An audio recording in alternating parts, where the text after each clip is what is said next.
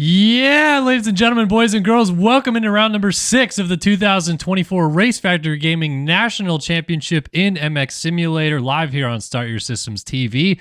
I am Kellen Brower, joined by Andrew Wood. Hey, Wood, it's the RedBud National, baby. Let's go. The 6th round of the series, middle part of the championship. Is it the best track on the schedule? It's certainly the funnest. The funnest for sure. Maybe not best track on the schedule, but a lot of fun jumps. Really tricky track. A lot of ruts and bumps. So it's a good time and a good weekend. We got America's birthday tomorrow, so always a fun time for everyone. Oh, it's going to be a great night of racing here at RedBud, and like you said, America's birthday tomorrow. There's going to be quite a bit of red, white, and blue out on the track tonight. I got a lot of skins and gear and all that kind of stuff sent to me. I was out of Discord for like the last hour, so I'm sure everyone sent me last minute skins that they're going to be begging for me to download here last minute. But either way, this is the best, man. RedBud, we always have a fun stream. We always get loud and rowdy, and I think these boys are going to have some good racing for us tonight too. Yes, sir. Yeah, I hope so. I mean, they've been bringing it for the most part, both classes as well. So even with some Pace and Johnson dominance, we've still seen some really good racing in the 450 class as well as the 250 guys mixing it up each and every week. So super excited for RedBud. See Larocco's Leap. I have not had time to ride the track. I'm excited to see kind of what's going on, any changes that they brought on this year as well. Yeah, this is going to be a fantastic night of racing. All right, let's talk about qualifying real quick before we go racing here this evening. And this is a look at your qualifying times for the 450 class. Payson Johnson, no surprise to see your championship leader go 154.5, almost a full second. Well, it is a full second faster than everybody else. Seth Shirley. Trevor Burns, who was really good last week at Southwick, winning the first moto. He's had another good qualifying session. Are you surprised to see 5 guys basically within about the same second, or is this kind of what we're going to get at RedBud here tonight, more close racing in the 450 class? I think if Payson can do what he does, get out front early, he can just go ahead and dominate. But seeing those guys, I know it is a second off, but seeing 4 different guys right there within 0.3 right behind him from 2nd to 5th, those guys are all so close. I think it's going to be interesting because if Payson gets a bad start where he has shown that, he can get through the field really well, but sometimes he struggles and takes a little bit of time to get up there. And maybe those guys can put on a little bit of a lead, and we'll see some fireworks here today. We certainly will see some fireworks, and that's always the fun part of it, right? Is that the fireworks are absolutely crazy. Let's talk about our 250 qualifying times real quick here, and maybe it's going to switch over. There we go. Seth Carr and Logan Leitzel up top with Cade Matherly right there, and we talked about it last week at Southwick. It seems like these are kind of the guys that are separating themselves in terms of raw speed. Yes, we're having a couple other familiar faces get in the mix, but right now in terms of raw speed, these guys are it, and Seth Carr and probably Cade Matherly are the ones that are breaking away for this championship.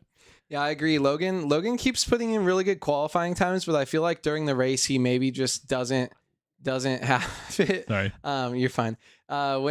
When he does have the speed, maybe he doesn't have the consistency. And then we've seen him be really consistent, but maybe not the top level speed. His fastest lap time during the race, normally 1.5 seconds, 2 seconds off some of the other guys. But so I don't think Cade might be worried. He's almost 2 full seconds off of Seth Carr, which can be something to keep an eye on here. I think we got to keep an eye out for some good starts with Carr and trying to pull away this championship. Yeah, I mean, Carr has been very, very good in the middle half of this championship already, leading the Grand Prix championship as well by a healthy margin. But in this particular class, let's look at our 250 motocross standings real quick first here. Very close. Seth Carr, Cade Matherly. Matherly wins last week at Southwick. They keep it at this exact 2-point gap that they've had between them. Do you give either of these guys an upper hand at the moment? Obviously, Cade had a great ride through the field last week in Southwick, but Carr's been really good. It's tough to kind of say who's who in this championship fight, I feel like. Yeah, I just want to point out those UIDs are strangely close to each other. Even though they're $3,000 apart, that's kind of wild for these 2 championship contenders. Seth Carr, I think, is easily my lean right now. Cade has had more consistency kind of in the past. Dude, you're not even buying WinRAR? I know, I didn't buy WinRAR. Sad. I think Cade might have some like more consistent kind of steady speed, but Carr just has that top level that the other guys don't really. And I think we might see him start to pull away, but Cade's not going to give up, and that's no shot at Cade either. I think he's in this championship, and Logan, I mean, 21 points back. We still got enough rounds to go where if he starts picking it up, he'll be right back in this thing quickly. Yeah, this 250 title fight is going to be a lot of fun because on the flip side, the 450 championship, kind of a dud. Payson Johnson, 49 points up already. Alexis Leclerc, 56 back. Almost kind of in real life, it's like a flop. Like, obviously, the news of Jet Lawrence just came out. In case you missed it, that Jet Lawrence is going to be out for the rest of Pro Motocross, which is crazy. But that now makes it 3 points between Sexton and Hunter Lawrence, like it is with Carr and Matherly in the 250 class here.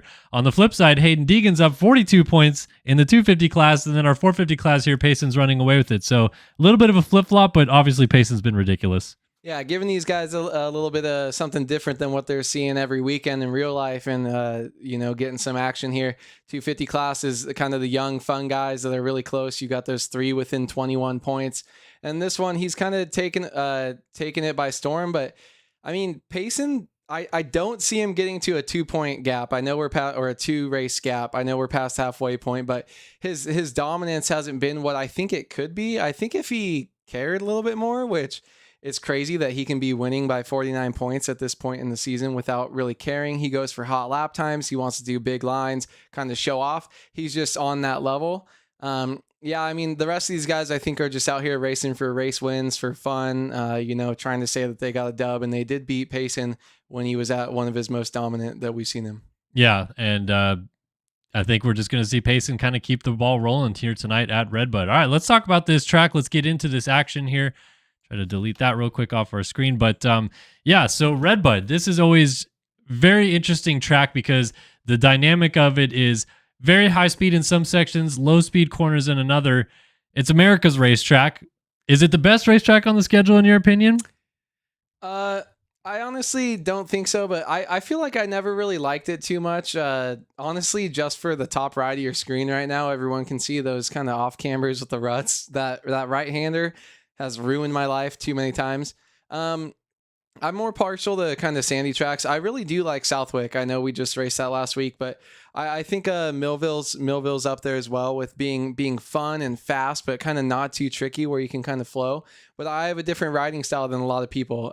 If I were to choose one race to go to on the circuit, I do think it would be hands down RedBud though. So as far as the fun aspect, everything around it, red, white, and blue, everyone just having a good time, being patriotic, I think it's one of the best out there. Yeah, I mean, like Tyler Mack in chat says, best fans. I mean, the crowd at RedBud every year is insane every single time, and won't doubt that it will be awesome again this weekend. Our virtual fans in the game, they're also very excited for racing here tonight, and we are about to get things going here in the Consolation Race. Coming up first here tonight is going to be our 250 Consolation Race, and for those of you that don't know what a Consolation Race is, it's basically everybody that qualified 37th on back. They did not make it into the racing here tonight, but they are trying to race their way in now based on this little 4-lapper race that we're going to have here. So this is the runners in the 250 Consolation Race that we are about to see.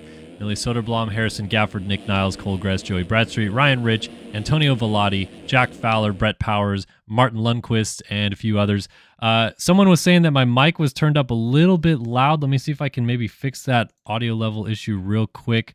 Honestly, I have mine turned down compared to A-Wood, but maybe it's just... RedBud! Maybe it's just coming through a little bit different. You gotta go straight in a little bit to it, but... I mean, I'm in here. You're in here. I'm in here like swimwear. That's weird. The levels are low, but mic check.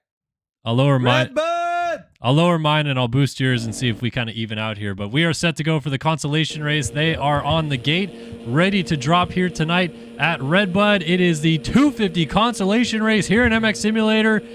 We are racing at America's Racetrack into turn number 1. These guys are going to fire in, and a few guys getting pushed wide. It's that return of the first turn complex that has been at RedBud for a long time. That sweeping left-hander into this right 180, and Seth Garrett's going to come out with the lead. I don't know if I like that first turn complex because it always seems to cause chaos, and especially in MX Simulator. I think I was going to ask you this question as Millie Soderblom goes down and takes out someone else down that hill. Seth Garrett to the lead, and he's trying to check out here early. It looks a little bit harsher than it maybe used to be. More of a kind of right or left 90-degree angle instead of a. Oh, I like that big double right there instead of the wall rollers. Yeah, I'm looking for these track changes that I must have missed from last year. Real life, just hard when you don't see the tracks for so long. Ooh, Seth Garrett down out of the lead, and he's going to lose that position. That's going to allow Cole Gress to get up into that first place position. But does it look sharper to you, Kellen, or is it just that camera angle? Jeez, well, these guys are struggling with the lead, man. Everyone's crashing away. Yeah, I mean, there's definitely certain parts of the track already that I feel like look a little bit steeper, a little bit gnarlier, and that turn, like you said, maybe a bit sharper. I don't know. It's kind of a mixed bag. I feel like even the track surface this year looks a little bit more like red dirt than I've ever seen RedBud. It's not as like loamy looking. But the track crew, you know, they went to work this year. They tried to change it up a little bit, and so far we're seeing these guys our first look at it. We're also going to get our first look at Larocco's Leap coming up as they go over this big tabletop, and instead of turning up towards the sand rollers, we're going straight on past them, swooping to the outside, and Antonio Velati takes us through lap 1 on the leap. He's got it. No problem. Whips it for the crowd even, and then we got everyone else doubling up. Timmy Briscoe launches. He gets it clean. Jack Fowler's got it. Joey Bradstreet also getting it. Cole Gress also getting over the top. Millie Soderblom. Martin Lundquist coming up a little bit short. Ryan Rich right behind him. Again, another little bit of a changeup right there. For so long in MX Simulator, we'd seen that left-hand turn into the rollers, then the table and the U-turn before the leap. This time it's a 90 before the leap, and I think these guys in the 250 class like that because you can carry a little bit more momentum into it. Yeah, that's what I was kind of keeping an eye out when they came over that big steep table before the leap, is you're kind of watching out to see if those guys can make it every time. It's can the 250 guys make it? How many can make it? We actually saw some guys mess it up too as well. Don't know if they got into contact there, but I would assume once we get to the guys that are all in the point or in the motos as well, you'll see a higher percentage of the 250 guys making it cleanly, depending on what lines they're taking. And then 450 class, probably almost everyone should be able to make it consistently every lap. But I do think it's pretty good. Ooh, Antonio Velati lays it over right there. But I like when there's a little bit of when the 250s kind of can't make it consistently. I think it's better that way. And it always kind of seems to be an argument that goes back and forth in circles about RedBud and the leap. Should every person be able to do it? Should only the top guys with factory bikes? Should only the most skilled people be able to do it? Maybe the top 15? So I like when there's some separation and you need to be on point on the 250 to clear that jump. Yeah, I agree. It's definitely cooler to see that the 250s really have to hang it out to get it. It seems like most everybody in this consolation race able to get it done.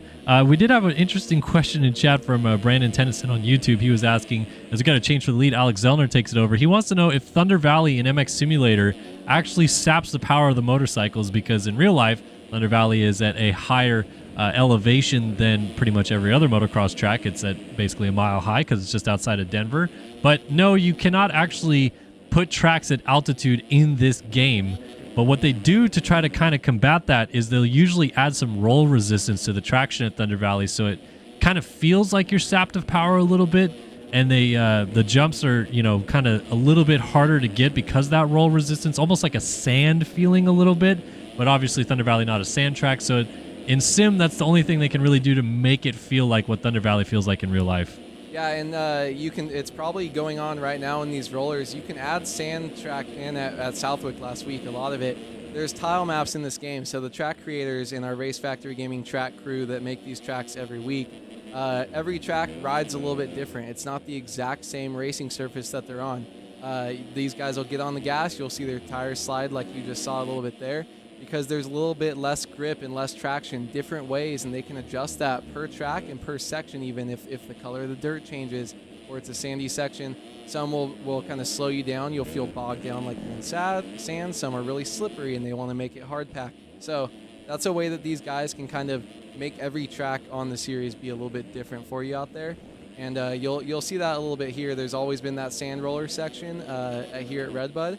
And it's a little bit different this year, but it's always had a sandy kind of tile map to it. So then you're getting your traction's different, and you're definitely getting bogged down. So if you go down in that, it's going to be slower to get up to getting back on the gas than any other section. Yep. So this consolation race is halfway done. We have got 2 laps left to go, and Antonio Velati's running away with it. We had Zellner have a front wheel tuck over the berm right there. He's gone out of second, and right down and fourth right there is Cole Gress. So Cole Gress was coming in to make the move. He goes down. He is just barely going to lose that transfer spot as Timmy Briscoe goes by. These guys had all pretty much spread out for the most part. So now Gress has to go back to work. Only the top 4 riders are going through into the motos. As we mentioned, 36 riders based on their qualifying times have made it into the motos here at RedBud. So the Consi, as you see on our screen, or Consolation Race, is basically just a last chance qualifier for 4 more guys to go through. If you've ever been to a real life pro motocross national, and sometimes maybe you're walking in around noon, 11:30, and suddenly you hear bikes firing off into turn number 1,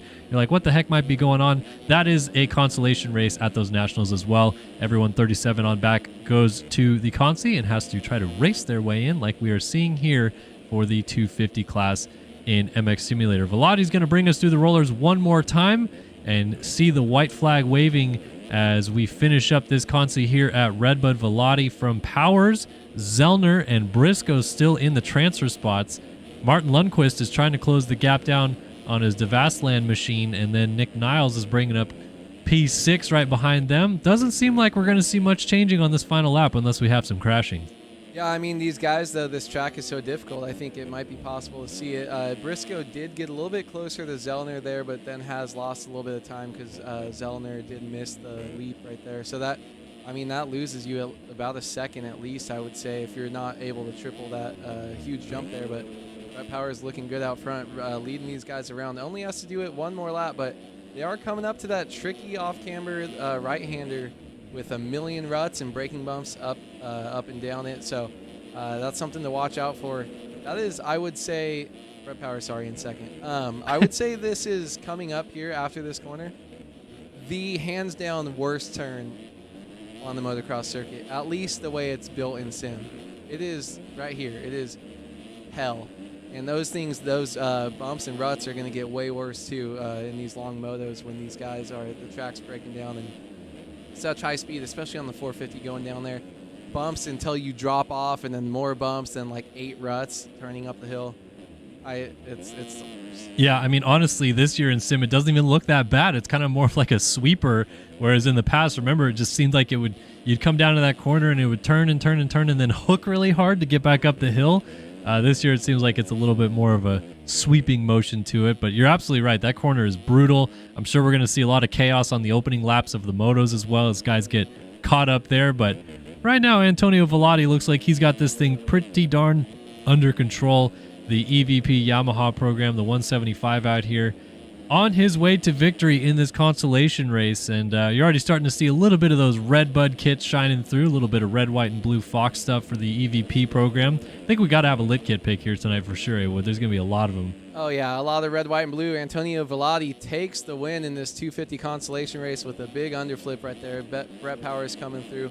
Going to be a lot of fun gear for these guys. I know we have a really good red, white, and blue kit for the SYS racing team as well. Hope to see the boys out there sporting that. Look at this, Timmy Briscoe coming in third, but right on his rear is Alexander, or Alex Zellner, and Nick Niles is the one missing out in fifth.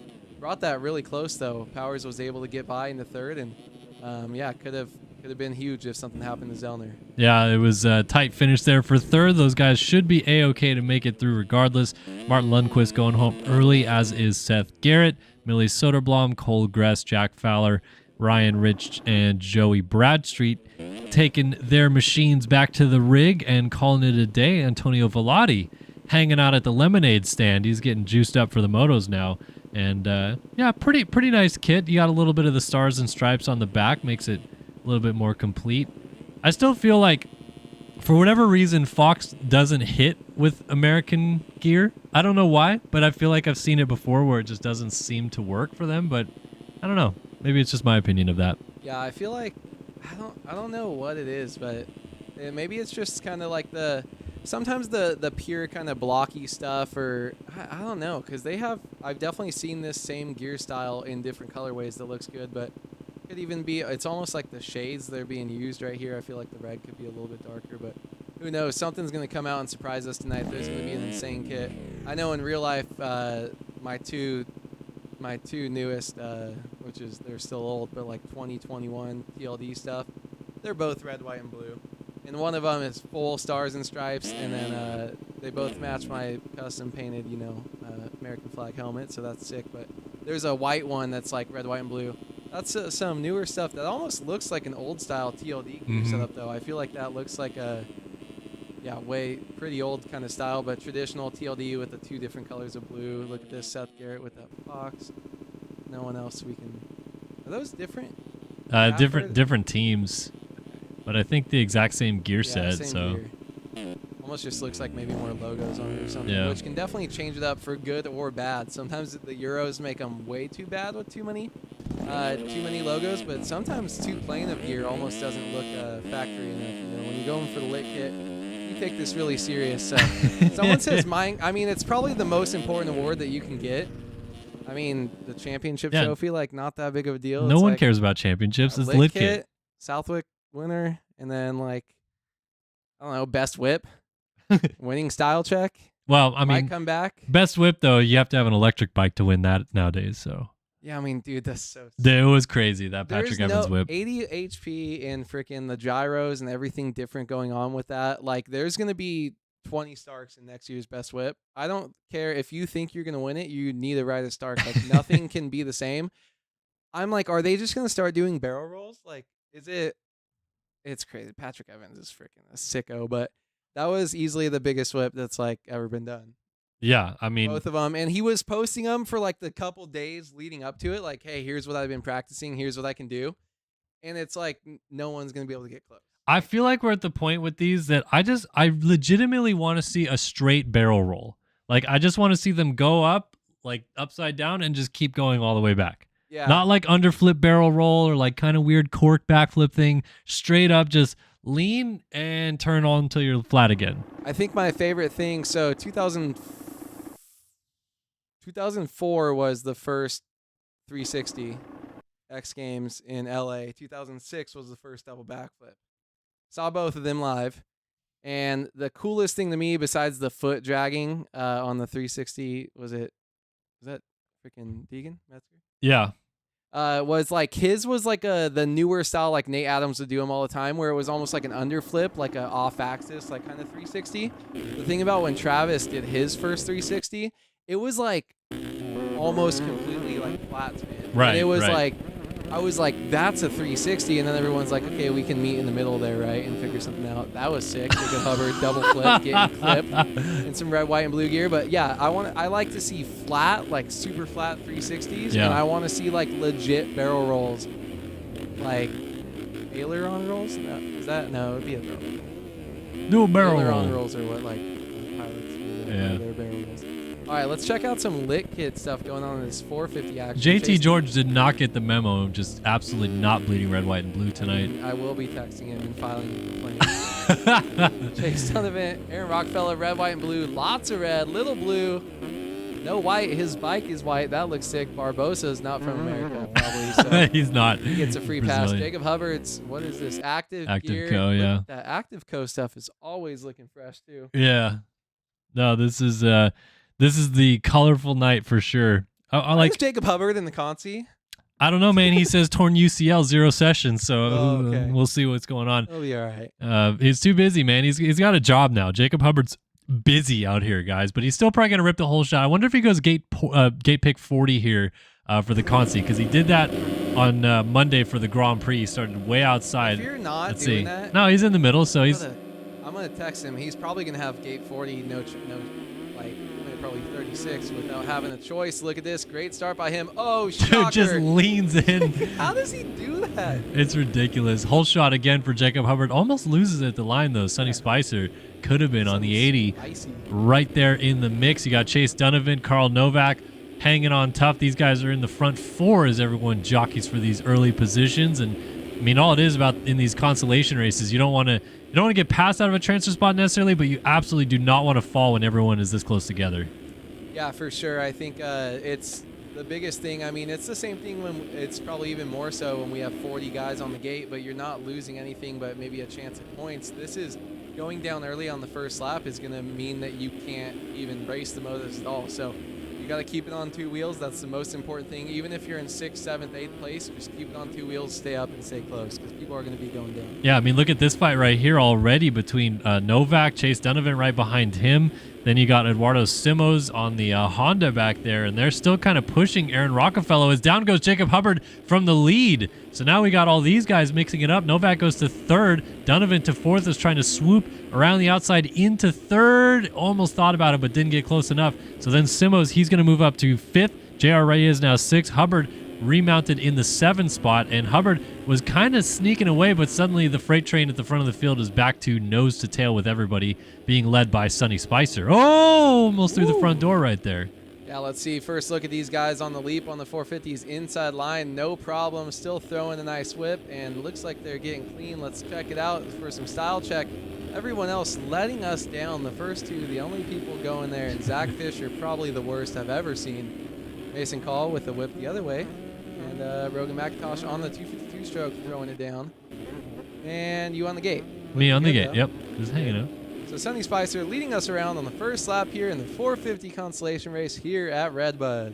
Yeah, Spicer is off and running with the race lead. We got a question from a Moto Heads Garage in chat asking, can these guys win money from these races? Not really. There used to be quite a bit more prizes involved in the series, and it's tailed back a little bit, so it's kind of just for fun at this point in these days. But there is still prizes available for them to win.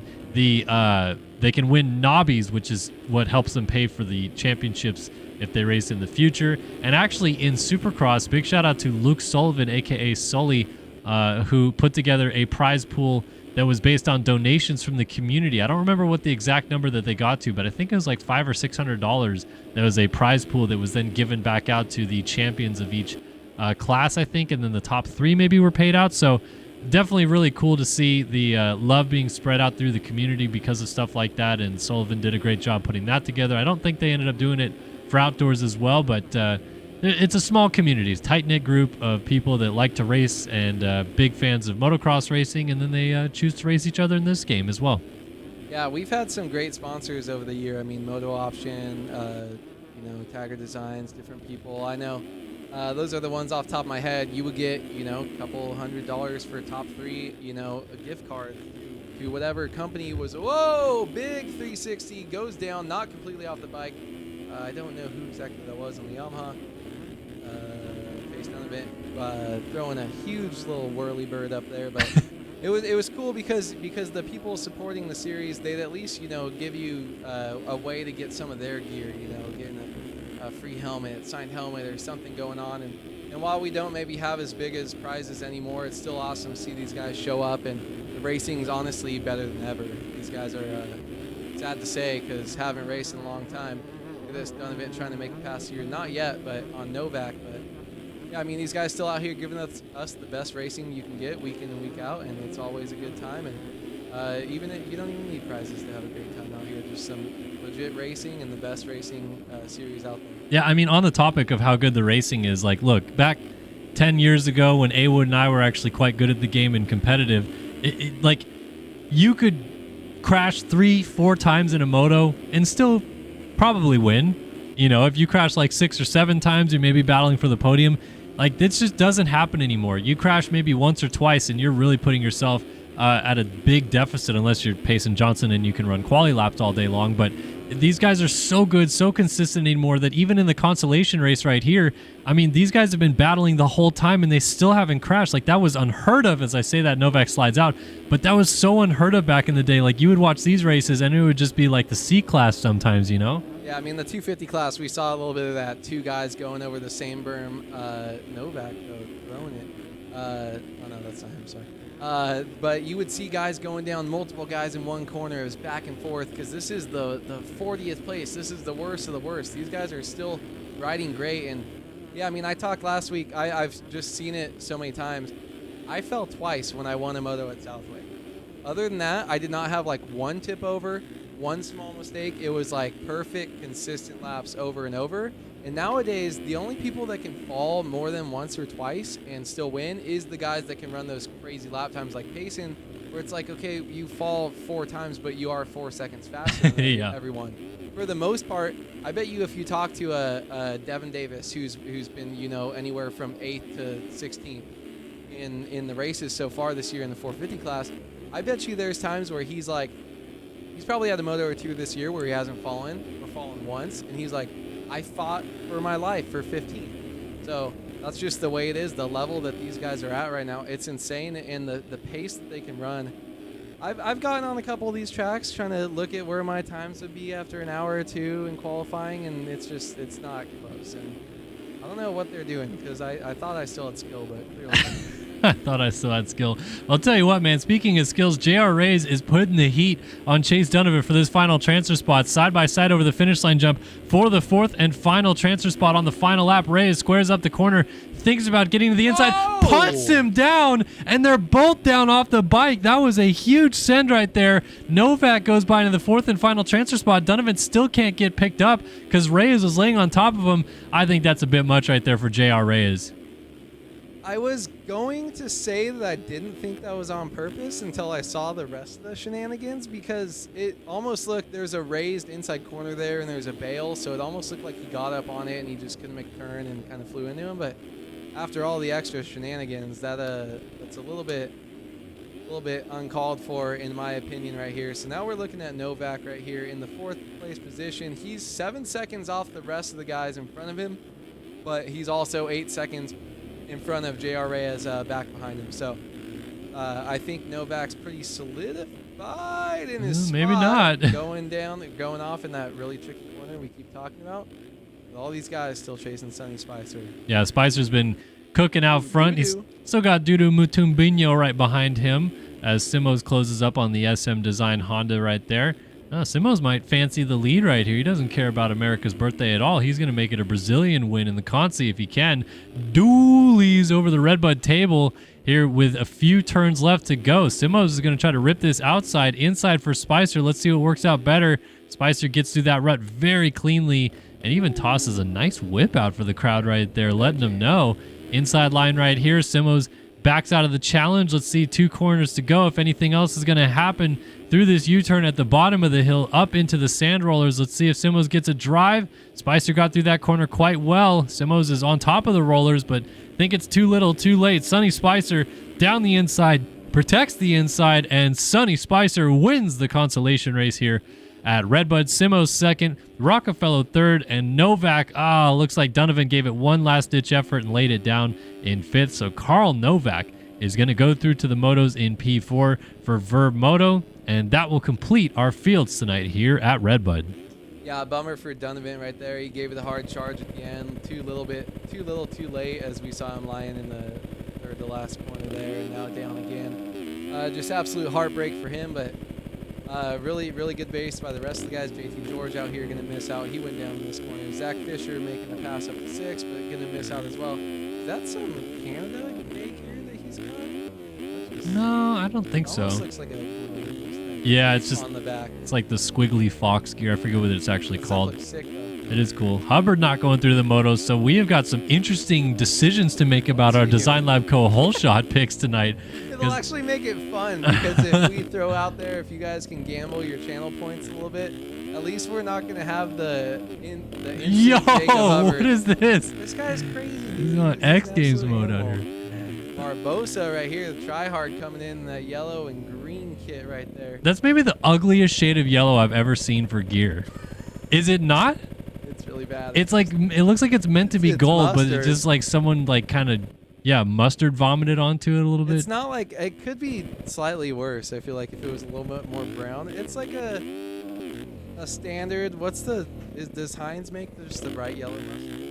Yeah, just regular. Then I feel like if he was a little bit more Dijon, it could be worse. It is a little bit on the Dijon side, I think. It's not good though. It's really not certainly great. not good.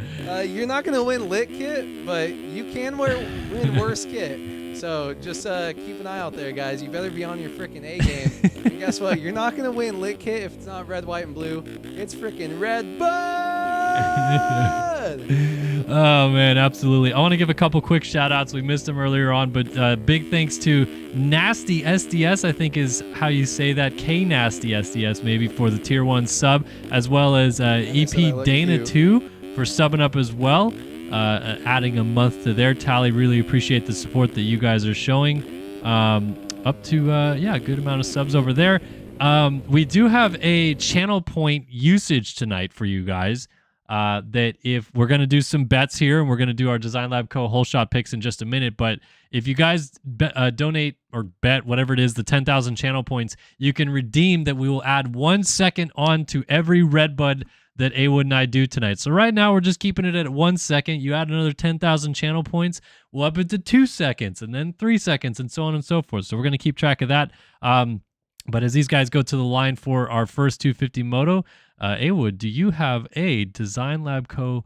whole shot pick for this one here tonight? I do, and it's going to be, feels cheating, Seth Carr.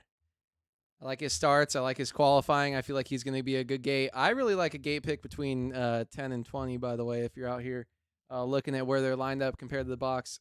I got that pick. I do want to go grab a drink really quick. All right, Awood's going to go grab a drink. I am going to pick Braden Tharp for my Design Lab Co. whole shot pick. We'll also throw Logan Leitzel in there. We'll also throw Cade Matherly, although he doesn't get very good starts, does Cade Matherly, unfortunately. And we'll give you guys another option to bet some of those channel points, up your tallies so that we can get a few more of those channel points going. And Ayo, big shout out to OGBPC, also known as The Real Braden Carter, for subscribing for his 48th month. Sorry, I just got caught off by reading that. Subscribing for 48 months as Braden Carter. He has been the true OG through and through. Thank you so much for the support, Braden, that you always give. Wanted to bring up another thing in chat. Motohead's Garage on YouTube was asking or saying, what if we did $50 to have your likeness in the crowd? Put it on a spectator's face, or you are a spectator at each round of the Nationals. Split up the $50 between myself, track builders, racers, whatever it is. He said he would pay. What do you guys think of that idea? What if we did it so that the track builders, they could put your actual face in the game? I don't know if anyone would be interested in that, but obviously Motohead's Garage over here is quite interested in that. What do you guys think? Would you do that, Awood? I would do it for sure. I'm kind of sad that days when I worked on the track crew, I never actually put my face on it. I know for the longest time, I'm pretty sure we had Byron down in as one of the spectators in Supercross and Motocross that was kind of all over all the tracks. But I mean, why not? If we've got a set of 10 right now, just grab some more and throw in and have it just be a perk for the guys to help raise money, because then it's not coming out of the racer's pocket or the series. It's just donations for everyone that likes to watch these races and want to be a part of it. Yeah, exactly. I mean, we're always going to try to come up with new ways that we can, make this series a little bit better for the racers, for the viewers as well. We want to make sure you guys have a good viewing experience. Want to make sure that I can pay Awood's exorbitant fees to get him in studio every week. But no, really, just as much as we can do to help the series grow, whatever ideas you guys have, we would certainly love to hear and maybe pitch that for our 2025 series when we get back to Moto Option Supercross and so on and so forth. So those predictions rolling in, most people agree with you, Awood. 50% of people have picked Seth Carr to whole shot this moto. Only 2% think it's going to be Tharp. Nobody thinks it is going to be Logan Leitzel. Well, actually, less than 1% think it's Logan Leitzel. One person, 358 to 1 odds, bet 50 channel points, and it was Air Athletics. So less than 1% of people think it's Logan Leitzel. We have 5% towards Cade Matherly, and 43% believe it's going to be someone other than Carr, Tharp, Leitzel, or Matherly to whole shot 250 Moto 1. So we're about to find out, though, as we get loaded into the server. So many skins. People sending me 4K skins, so it just takes even that much longer to load them in. But we'll get there. We'll get there when it's time. That's 50 to win 17,500. That's honestly, that's me when I bet on horses. I'm like, give me the longest odds. I'm trying to win something. Me and Jackrin, we're not so different, me and that guy. We're not so different. Parlays and long shots, babies. Let's get it. All right, here we go, folks. In just a minute, we will finally be loaded in, maybe today, sometime here, as 250 Moto 1's going to the gate. Cade Matherly, Logan Leitzel, Seth Carr, you name them, they are here for this 250 race at RedBud. And who's going to get that all-important Design Lab Co. whole shot? Head over to thedesignlabco.com. Check out all the fun graphics and things going on that Nick Porter has put together, and we appreciate him backing the show here this season. All right, this is going to be a fun one to kick things off. Have we had any redemptions for... No one's redeemed yet. No one. Yeah, that's okay. It's a lot. Right. You guys have blown them out on some other things and some weird golf commentating and stuff. So gotta hydrate from Anderson and Max. I'm hydrating. Got a decent amount of the skins. I'm actually excited about that because I thought I would. Yeah, look at this kid right here, Joey Carter, Dr. Do Racing. Dr. Do, he is all over my Instagram Explore page. This guy and his reel. Shout out Joey Carter. At Dr. Do Racing on social media, Instagram, all that stuff. Go check him out. Just funny stuff with like he just had a picture of him riding like Squidward around the track. Like Yeah.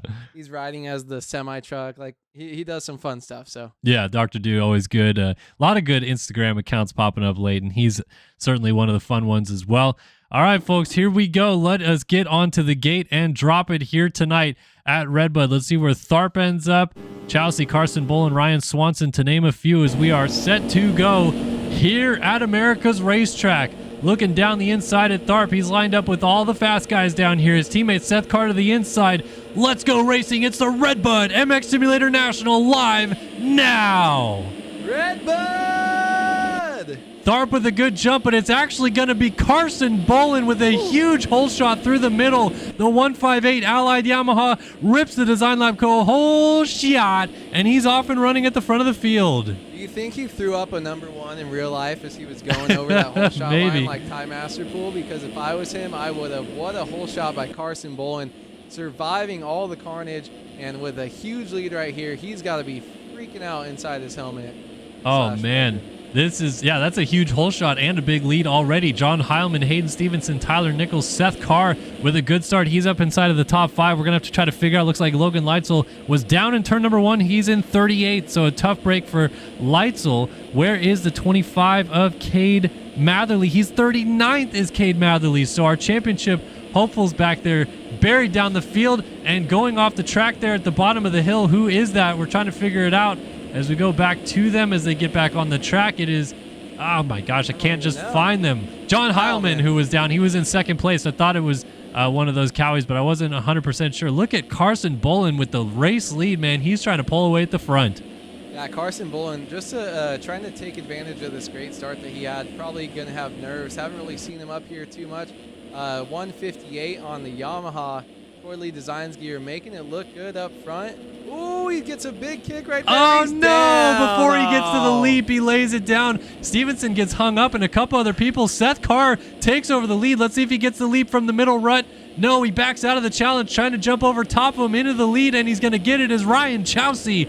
Look at that RedBud move. Side by side over the tabletops now, coming back down. They'll dualies. And Chelsea cuts the line off, takes over the lead, and blocks the line, doesn't let Carr get through. Carr's trying to fight back up in the rollers as getting sideways as Snyder. He gets into the tough blocks. Carr to the outside, tries to take the lead, and he's going to do it before the end of lap 1. And do we have some carnage here, Kellen, early on in the 250 races at RedBud. Just awesome racing by these guys. Man, Seth Carr making quick work to get up front in front of these guys after not having the best start, but man, he's looking great compared to his competitors here. I mean, 2 points back to Cade Matherly, who was buried almost dead last, and then 21 points back down to Logan Leitzel, who was kind of in the middle of the field. So Seth Carr right now doing exactly what he needs to do to kind of keep moving this thing forward and kind of extend this points lead. This has been the closest championship so far. Seth Carr is just trying to extend it. Sorry about the mic issues. I'm going to try to back away from the mic a little bit and have A-Wood get closer to it until I can fix the audio levels. But sorry. Yeah, this has been quite an interesting fight to start this thing off, and for Seth Carr to get into the race lead this early is certainly trouble for the rest of the field. No stranger is Cade Matherly having to charge through the field, but he doesn't like having to see his closest rival in the title way out in front by the time he gets to the front of the field. Currently, Matherly has been able to move up to 31st place. Logan Leitzel's all the way up to 17th, so they're doing a good job fighting through the field as it's Carr from Ryan Chelsea, Jackson Vick, Tyler Nichols, and Evan Holt inside of the top 5. It kind of seems like Carr's already starting to take off and run with this thing. He has got a 2.6 second lead over Chelsea, and it continues to grow every section of the racetrack. Yeah, I mean, if you're any of his championship competitors here, you just have to be saying, okay, he's out front. That's where he's going to be. You know he's going to go out, and I honestly wouldn't be surprised to see him win this race by 45 seconds. You know, that's just kind of what he's going to do in the situation. But the thing is, it's only one moto. So you've got a long season left ahead of you. I think you need to be looking forward at, okay, this is what I'm going to do. I'm going to try to work my way up as far as possible, try to get on the podium, because we know these guys have the speed. Logan Leitzel, I just saw scroll across the screen in 13th place. We'll keep an eye out for Cade, but it's all about minimizing the damage, because Seth Carr right now, this could be a huge ride if those guys don't get any closer, and this could kind of nail shut this championship for him. Just one moto can make a huge turn like that, and he's been very consistent this year. Matherly only up to 24th place. Yeah, it's all damage limitation for Cade Matherly at this point as we take a peek back to Ryan Chelsea, who's holding on to second. Jackson Vick is working on closing that gap down and making a pass on the 135 Devastland program. They drop down the hill together in a good fight for second place. Vic going to square that corner off and keep Chelsea honest as they go into this corner. And as I say that, Vic goes down. So that's going to be some time and positions for sure lost. Jackson Vick going to see Evan Holt go by. John Heilman goes by right there. And Vic is able to get going just before Ben Nerona gets into the picture there on the Allied Yamaha. So now this is 5 and 6 on your screen. Lucas Bruin 7th. Carson Bullen in 8th with Tyler Nichols 9th right behind him. And Leitzel's clawed all the way back up to 10th. Crazy progress from 38th when we first saw him on timing and scoring. Logan Leitzel on the Yogi Designs Yamaha is all the way into 10th, trying to go into 9th. Yeah, and this is a bet where Cade really wants himself to be, but after that even more horrendous start, he's going to need to work his way up. Honestly, at this point, seeing Logan in this position 5 minutes into the race, where everybody is at the track, I wouldn't be surprised to see him up into second, by the end of this thing. And then Carr is kind of pulling away from the rest of the guys up there, but it's nothing crazy so far 5 minutes in. One crash or something like that, Logan could even have a chance at winning this thing as long as he can pick his way through the rest of the field cleanly. Has to hold up there a little bit. You see the number 73 rider right in front of him kind of cross up with a whip, and as I say that, Logan Leitzel goes down and is off the bike. Commentator's curse once again. Not safe at RedBud. Maybe your gear's not red, white, and blue enough. So someone went flying off that corner. Yeah, so he's going to lose a few positions and go back to 13th. He's now got Faitosa trying to jump over top of him. Alex Halley right here with Alec Horn. Austin Schaefer. Jax Lindsay back here with Joey Carter. Cade Matherly. Ryan Swanson. As Carter gets passed up by Matherly. So Matherly has made it now into, looks like he just cracked into the top 20. So he's finally made it into the points. And you can see how close everyone still is here, that he's got a lot of opportunities to make some good passes here, but he's still got to be careful because like we just saw with Leitzel, you crash and you lose so many positions as well. Yeah, and I'm not exactly sure who that rider is. That's Tharp on the 23, right there, yeah. 23? 25? Yeah, 23. 23.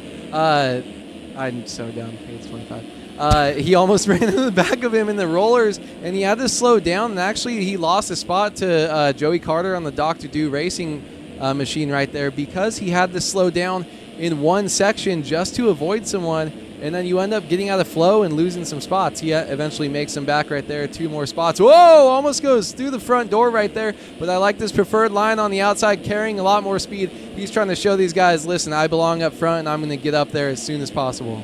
Look at all this that he's doing. This is crazy. Yeah, you're fine.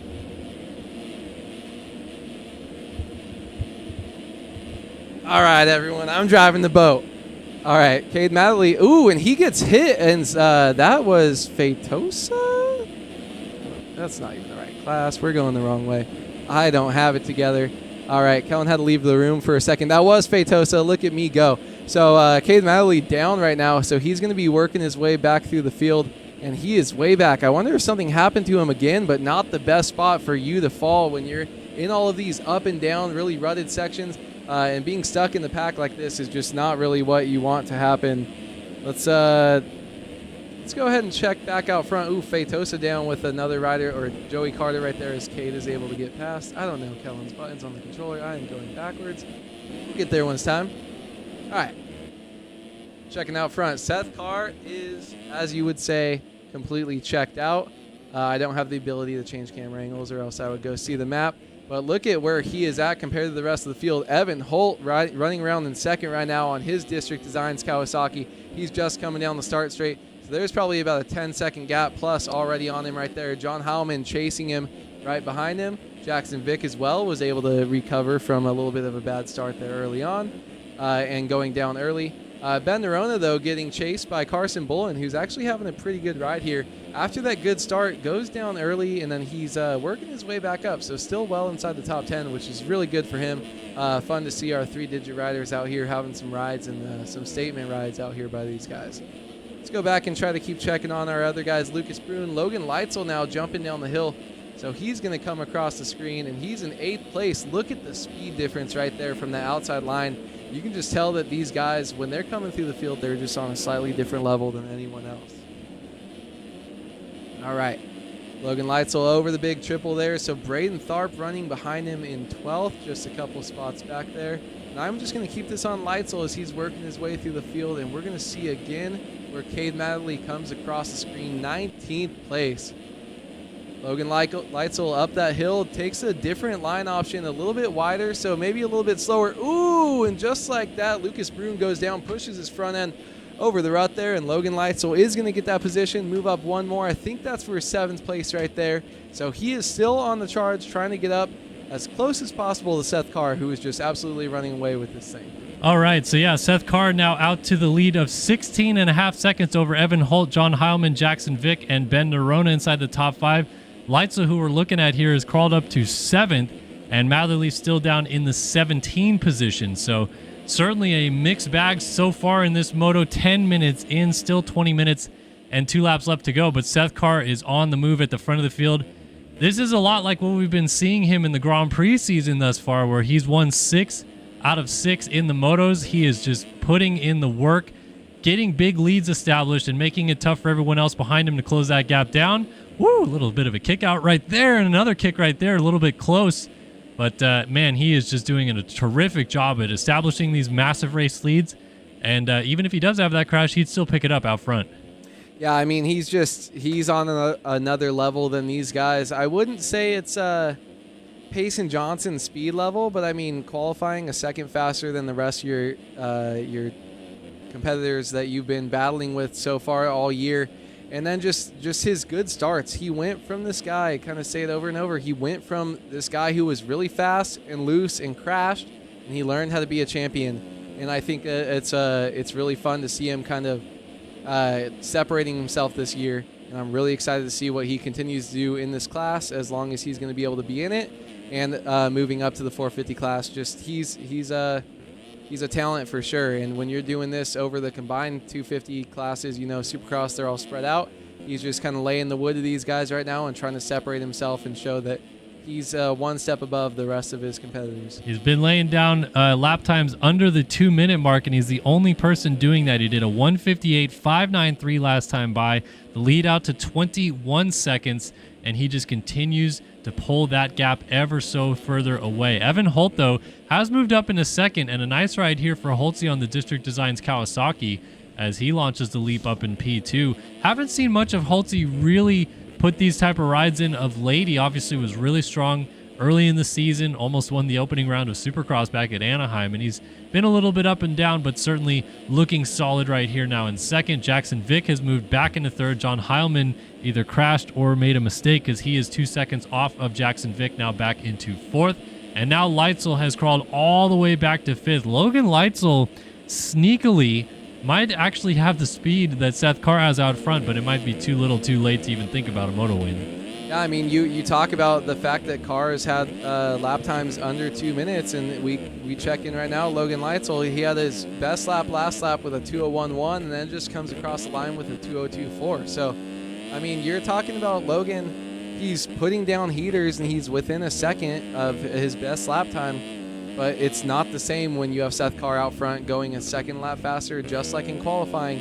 Going a second lap faster every single lap of the race, not just the 1 lap speed that it takes you to qualify. So I think Logan Leitzel, he definitely has the speed to get up and get second. I'm looking, he's got all 3 guys that he's chasing for fourth, third, and second in the section right in front of him that he just entered. So maybe about 5 seconds to fourth, and then another 2 to third, and another 2 up there. So other than that, though, you have a huge checked out, like 20-second lead up to Seth Carr. So I see Logan Leitzel getting into second comfortably in this race, and then but just having nothing for Carr if Carr just keeps it on 2 wheels. Yeah, and of the riders ahead of him, Holtzy, Vick, and Heilman, Leitzel is going faster than all of them. Only Jackson Vick has been in the 2:02s like Logan Leitzel is right now. So certainly those gaps are coming down. Like you said, it was about 5 seconds, now under 4 as he is on the move. I still am so impressed at how quickly he made this happen, because remember, he even had that crash when we were on board with him, and he still has gotten into the top 5 before halfway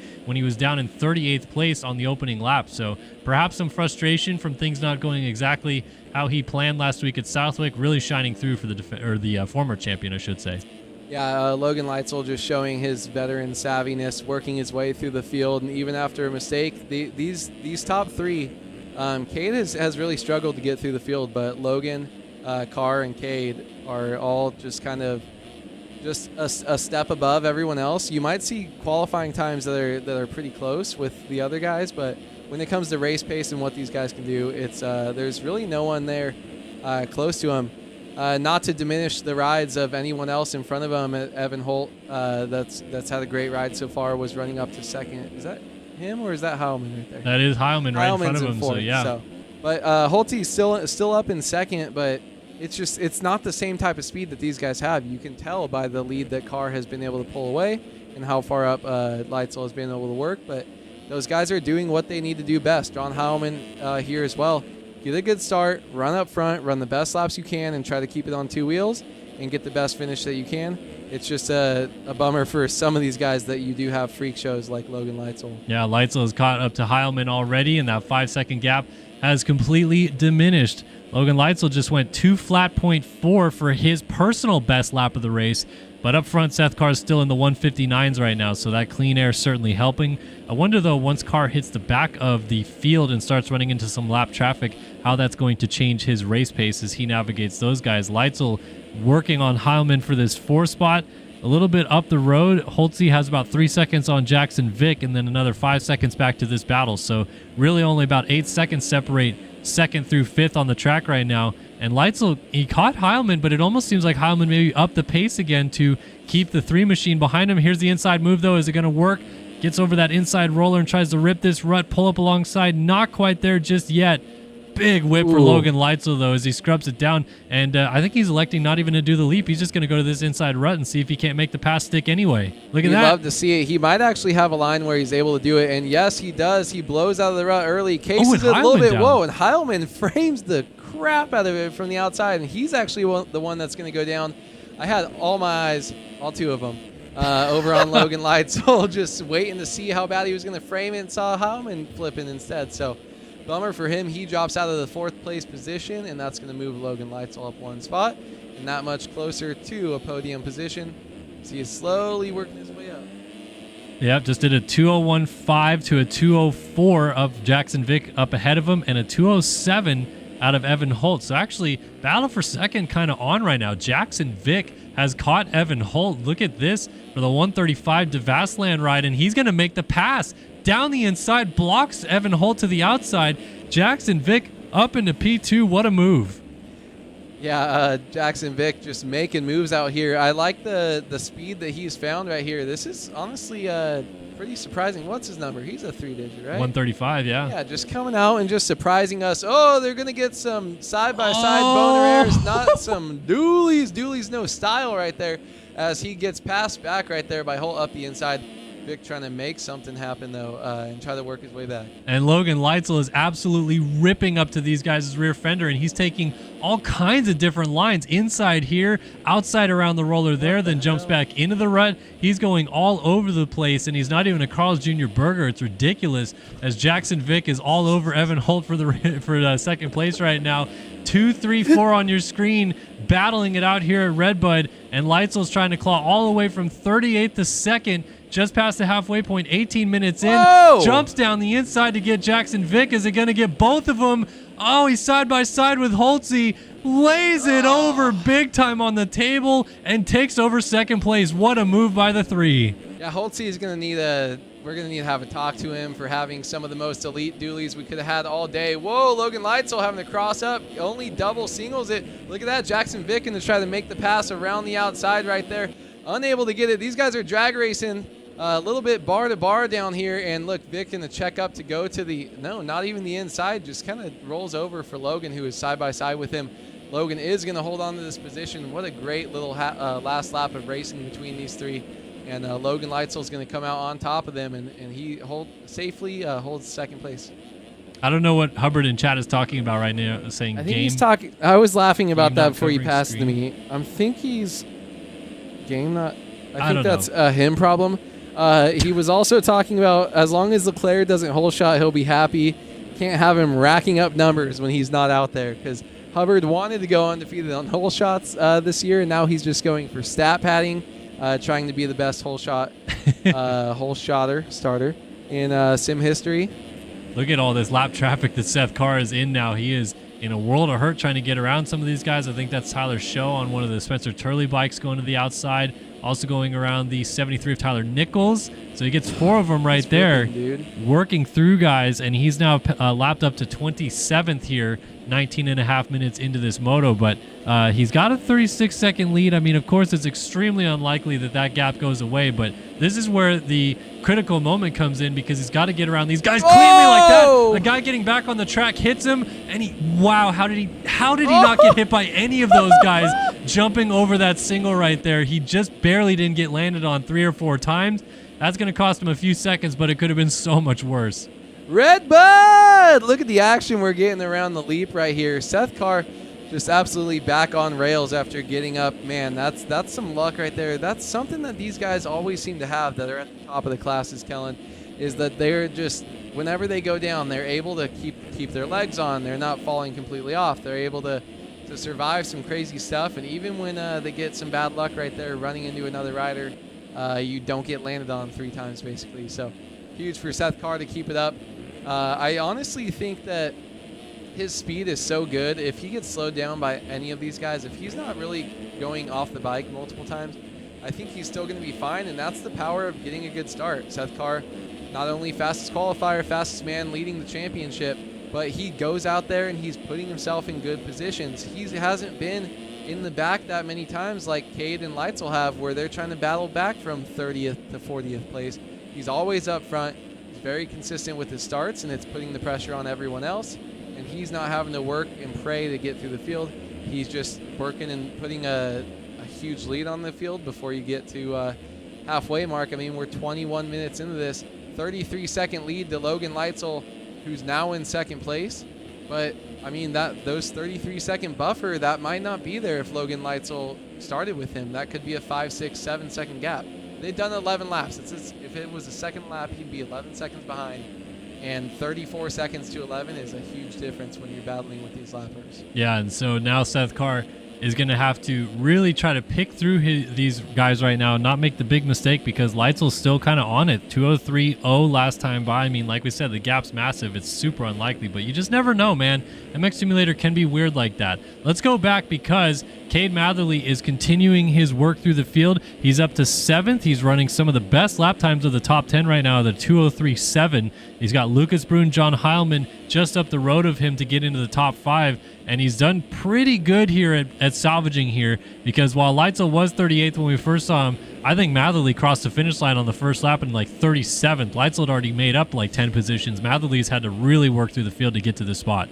Yeah, I was going to say, I think earlier they were both back, but the lap 1 position, I kept trying to say P1, lap 1 position, he was in 38th, and I think Logan was the one who was able to kind of get back up and make moves happen early on. So Cade just really been struggling all race compared to his counterparts here, and you just can't be doing that. If you're going to go down off the start, I think the sign of a champion and someone that wants to be up there battling is working your way through the field quickly.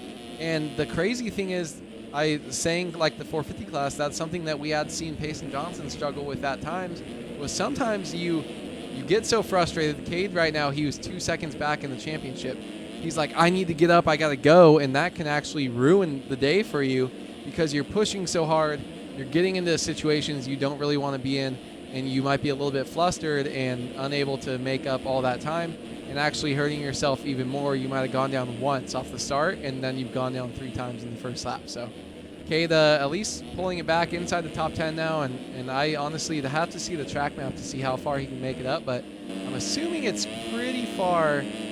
He's got a couple guys right in front of him he could get, but the gap up to Holtze in 4th is still pretty far, and that's not going to help. Down he goes. Oh, front end tuck in that corner, and not going to lose a position at Carson Bolin, but still 7th and lost a lot of track time right there to Lucas Brune. Not going to be making it up further. I mean, have to see exactly where they're at, but I mean, maybe 5th place, right, this moto, but that's still. You're going to get 3, 2, 2, 1, 1. Yeah. 3, 2, what? 3, 2, 2, 1, 1 is the gaps. Yeah, for So points. 7, that's 9 points, right? So you're okay. You're coming into this 2 down, right? Okay, let me go see if I can win. Now I'm leading in the second moto. Well, you let him get an easy win, and you work your ass off back to 5th, and now you're 11 points back. So honestly, it's motocross, man. The points can change so much faster than Supercross. You feel like you're so close, 2 points behind in the championship, and leaving here, he can be 15 to 20 back, and it can be a whole different ballgame. Oh, Leitzel was getting caught a little bit by Jackson Vick, and Vick just went down, doubling the leap, and through into third. Then goes Evan Holt, so he is now back into a podium position. Vick slots back to 4th, and then a nice little gap back to John Heilman, another 15 seconds where he's coming up to the leap now inside the top 5. There's Brune in 6th. Matherly 7th after that crash, has a bit of gap to make up. And then here's a battle for 8th between, I think these are teammates, yeah, Nerona and Carson Bolin going at it for P8 on the track right now. This is a good fight. Let's get some dualies. A couple triple-digit guys. We're going to see, I don't think they're even going to hit the leap. Let's get some dualies. Send it. They're not even going to hit the leap, man. They're both doubling. These guys are just not crushing it. I'm surprised, honestly, because, like, yes, you get that inside before the leap, but it doesn't seem like it saves you as much time as just going outside and jumping it. So maybe the rut is too bad already. I'm not too sure why these guys wouldn't be going out there to see try. If that guy makes it. What, in the back? Yeah. Yeah, we got to go too deep, man. There's like 14 so bikes in there. I just saw someone railing the outside, and I'm like, let's see if we could get this camera shot long enough. Yeah, I honestly think if you can even make it from middle, we have seen the top guys. We saw Logan Leitzel go inside, blow out of the inside a little bit faster, hop to the second rut to get a straighter shot, and then he cleared it, even messing up a little bit. I mean, I think that it's just a skill issue, you know? Skill issue. Yeah, Ben Nerona. Sorry, bro. That's crazy. Oh, man. Yeah. I love you. Nerona and Bolin still close. Oh, Bolin down behind him, and he is off the bike. Remember, that is our early race leader, Carson Bolin. So here comes Hayden Stevenson now, going to close that gap right up to him, and they will have a nice little battle of brewing. Let's see if we see any other battles close ahead of them. This is kind of the closest one on track now, and it is for 9th. Bolin, Stevenson just went down, and Jax Lindsay almost jumped into the other section of the track now as he moves up into the top 10. He is going to get going just as Maverick Snyder lands off this triple. Now Snyder is going to battle up behind these guys to the outside.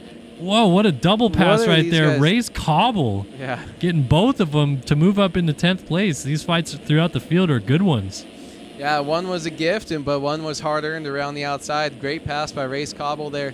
Sometimes you just feel the flow, and you know, like, there's things right here. Look, the third rut, skipping that inside is the fastest line, but some of these guys, they've worked through, whether it's practicing the track, riding and qualifying, they figure out, you know, the fastest rut might be the first or second one, but that's what most people are taking, and as it develops, it slows down potentially a little bit. And some of these guys, I used to always practice a sneaky outside line, and that looks like Maverick Snyder. Snyder was kind of going for right there. He felt like he can rail around. You're going to need to carry more speed, but some people just never hit them. They only hit the fast line, as we see Cobble lining up to smash the leap right here as he sends it. And you find the sneaky line, and you can really make some passes. And I think that's something that a lot of riders, especially the middle of the pack, need to be working on when they're practicing these tracks, is finding alternate lines that they can be fast on, they feel comfortable on. Maybe no one else takes it all race, but that's your line, and that's how you make all your passes. Yep, yeah, I absolutely agree with that sentiment. No question about it. All right, let's get into the later stages of this one. We have got 2 minutes left to go plus 2 laps. Seth Carr has clawed out to a 45.234 second advantage. And we put in a sneaky little poll. Didn't see many people vote. Only 5 people did. But we asked, how much does Seth Carr win by? 0 to 15 seconds. Nobody voted for that. 16 to 30 seconds. We had one person put down 100 channel points. 31 to 35 seconds. 39% of you thought it would be that. And then 46 to 60 seconds, 59% of you thought he would win by that margin, which is basically what he's at right now, 51.093 seconds. Nobody put over 60 seconds. No one thought he was going to win by a minute. So we're going to see if he can't maybe stretch it out in these final couple laps. He's working through some more lap traffic. He's actually on the back here of, this is that Wilczek Snyder battle that's been going on. That's Tharp, his teammate that he just goes by. Tharp is in 14th. Yeah, Wilczek, We're doing Snyder. flippy floppies over there. Yeah, we're kind of all over the place. I mean, he's lapping deep into the points now. Maverick Snyder's the next person he can lap who's in 13th place, and he is obviously in a great position in P13, was battling for a top 10 not that long ago. It's just the pace that Carr is putting down, man. He's able to work through these guys. It's insane. Any other battles we got going on? Matherly looks like he just got Lucas Brune. He's up into the top 5, and he's only 5 seconds behind Jackson Vick to maybe still get 4th. So it's not over yet for Cade Matherly to really do some serious damage limitation, because right now he's only losing, what, 9 points, I think, or whatever, 8 points. So making some good progress through the field. Yeah, this would be huge. We definitely checked in with Seth Carr at 34 seconds earlier, and Logan Leitzel has been in second pretty much the whole time since then, which is crazy.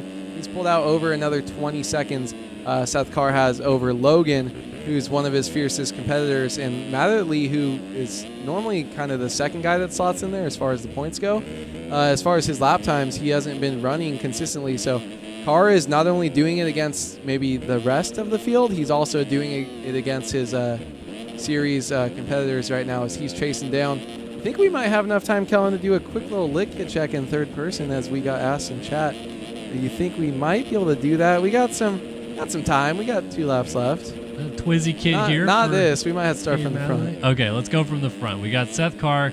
Honestly, this is very complete because of the red plate. Like, I think it's a solid kit, but the red plate makes it even that much more like chef's kiss, I would say. Yeah, the bike is also sexy. I like the different shades of blue, but that dark navy blue really looks like the flag right there.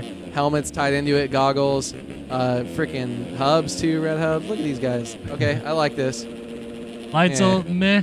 And he's going to case the leap, so that gap is going to go out over a minute as he goes down. And just running some red gear, little blue sleeve there on the left side. That's all the blue that's on the gear, though. Well, on the leg, too, slight right leg, on the right leg. Evan Holt doesn't care about America, but that's okay. He's Canadian, so that's fine. Oh, that's fine. He's running all white gear. Wasn't it just freaking, like, Boxing Day? Isn't that Canada? I don't know. He can run white gear. Something? No, that's June. That's Flag Day. Little bummed I don't have the Devastland kit for their bike. I don't know why. Because this could be fire as he gets passed by. That's a lapper. That's Joey Carter lap down. Joey Carter fire. Yep. Cade Matherly, we already went over him. Lucas Brune, German, so again, doesn't matter. John Heilman, I like this kit because of the red, white, and blue on the shroud that they got. The fly gear a little bit bland, but it kind of does the job, I guess, right? Yeah, I wish the helmet tied in. That would be this would be close to winning for me. Look at the red, white, and blue on the seat as well with the ribs. Rib for John Howman's pleasure. But the thing is, like, this Kawasaki, there's other Cowies in the field that are all green, and they go ahead and take this and make everything else white with the red, white, and blue accents, which is amazing. If you've got this gear set up with a fully green bike, it's not even close. But I think not having the helmet, honestly, is maybe what loses this. John Howman, go find a red, white, and blue gear helmet in someone else's pack. You'll win it second moto. All right, fair enough. There's Carson Bullen. So this is that same kit that we saw on Devastland, but they're using the Yamaha. The Allied stuff is pretty solid. I like the little accents on the shroud. It's a lot of, the claw and black and stuff like that. It's a very just kind of clean look, I would say. Yeah, clean, and I really like the exhaust there with the red cone, red, white, and blue stickers, all that stuff. That's always really fun when they started doing that stuff. Cobble, though, making a pass right here up in the P8. Look at that, and he is running their teammates, right? Yeah, teammates, Same kit. Same kit. There's that Fox stuff, Maverick Snyder on the Takatoji program. We saw that in the Consi a little bit, but all blue Yamaha with the red, white, and blue gear. I mean, again, just kind of clean. Yeah, clean, but not going to win my lit kit. I feel like you got to go balls to the wall if you're going to win the American flag. This Panini stuff is pretty fire, though. Look at Tharp going at it here, side by side. Gets into the top 10 around Snyder. Wyatt Grant also jumping by them as he gets up to the top of the hill, passing Ben Nerona, so another Allied Yamaha. Jack Mark, who I believe is Australian, so again, no need to be upset that he's kind of a fire kit, though, too. Jax Lindsay, he said Minecraft is going to win lit kit. Where are we at with the Minecraft kits here? Oh, I don't like it that much. Oh. I feel like any other day, cue ball helmet with the small accent is okay. The back is kind of sick, but I think they would need. There's so much white in the gear. I think they need a little bit, like, I don't know. Is their bike's almost pink? Like it's so bright red. It Yeah. looks kind of weird. I feel like they needed a little bit more tie-in from the bike. I do really like this gear, but I think it's falling maybe a little bit short. You're definitely up there, top 3 maybe. I honestly think the Dr. Duke kit might even be Yeah, the second. Dr. Duke kit is ridiculous. Chelsea EVP. Just light gear. We saw this earlier. Not the best, but standard Thor kit too, so they didn't really like go crazy custom with it. yeah. Hayden Stevenson for Nexus. Triumph here. They said there's an eagle on the shroud, I think is what they said. I can't. Oh, I see it. There Try it to is. do it at the bottom right. That's Yeah. pretty badass. So you can see it kind of hiding there behind the claw. Pretty good setup, but again, the Fox stuff, I don't know. I'm kind of out on Fox's red, white, and blue kits, to be honest. Hell Meanwhile, yeah, we got a brother. winner as Seth shit. Carr took the win. We were too busy lit kitting it up here, but Seth Carr wins the first moto. Logan Leitzel's going to take second, but eventually, I mean, goodness gracious, he's got a minute and 7 seconds. To be fair, yeah, no one else is finishing the race. Yeah. I mean, Seth Carr was absolutely gone. 158 for his best lap. Still a battle for third. Matherly has gotten back to Holt for third, and he might get him right here down the inside. Matherly's gotten all the way back to a podium. Wow. What a ride for the 25. Yeah, I mean, this is absolutely unreal. We talked about looking at the gaps on the timing, and we thought maybe 5th place, right? And 5th place would get him this many points behind. Well, now he's in third. No matter where these guys starts, they've shown that they have the ability to come back up. And the podium, every race from here on out, for the most part, is going to be Seth Carr, Logan Leitzel, and Cade Madley in some order. Holy shit, he almost went down. He just framed the hell out of the leap. And he actually might get passed up the inside. Look at this, fighting back right there. Dooley's little baby one. This is coming all the way to the flag. Matherly Charges. Leitzel down over the berm. Matherly gets it back. It's going to be Leitzel who's going to get up into second. Matherly will get on the box, and look at, we talked about at the beginning of the show, somehow these three always end up 1, 2, 3 almost no matter where they start. I mean, their speed, if you look at the lap times that come across, I mean, we'll start to see more of the top 10. Jackson Vick ends up 4th after that crash. Evan Holtze throwing it down. Instant disconnect. He is raging. Lucas Broom with the sneaky 6th right here coming in. John Heilman started up front, threw it down. Hey, I like that on stream. Nice little oppo whip right there, a little double whip for us. Goes through a rider. That's some luck right there. Yeah, I guess that rider is invis to John Heilman. But hey, this guy right here, Heilman, last guy on the lead lap. Yeah, that's right. 8th place was a lap down thanks to Seth Carr winning by 64 seconds. So anyone that did more than 60 seconds, nobody did it. In the channel points bet, they lost out. And everyone who bet channel points lost just them. lost $5,000. We should just give them to me somehow. I should bet the thing that no one does it, and then I can just give them back. I'll donate them. Hubbard bet $5K on that, but won't bet for a RedBud extension. Come on, bro. Not bet, but won't throw down the 10K. Oh yeah, I don't know. I think he was down to his last 5K. It was a long shot or something. He was going for it. But fair enough. Fair enough. I need to see Dr. Do before we leave. Dr. Do, where are they? Dr. Jack Do. Carter. Carter? What's his name? There he is, Joey Carter. I mean that. Yeah. What bike is that, by the way? Is that a Honda? Freaking looks like a Beta. It does look like a Beta, but Front end is too. Well, the rear end is. The front end looks too pointy. the rear end doesn't look Beta enough. I I'm think. not a big like see the thing. He's got a freaking desert take on it though, so it's. Yeah. What are you? What are you? Dr. Dude, DM us. It might. Dr. Dude gets the lit kit. Yeah, it might be a. It must be a Beta, huh? Dr. Do 1. Yeah. Panini. Okay. Pink House says it's a Beta in the chat. So. Panini number 2. Fuck. Yeah. Right there, it would. Yeah, who's the guy? There's the Cowie guy. Well, I don't remember. I remember what they look like. Cowie guy with the no helmet. Heilman.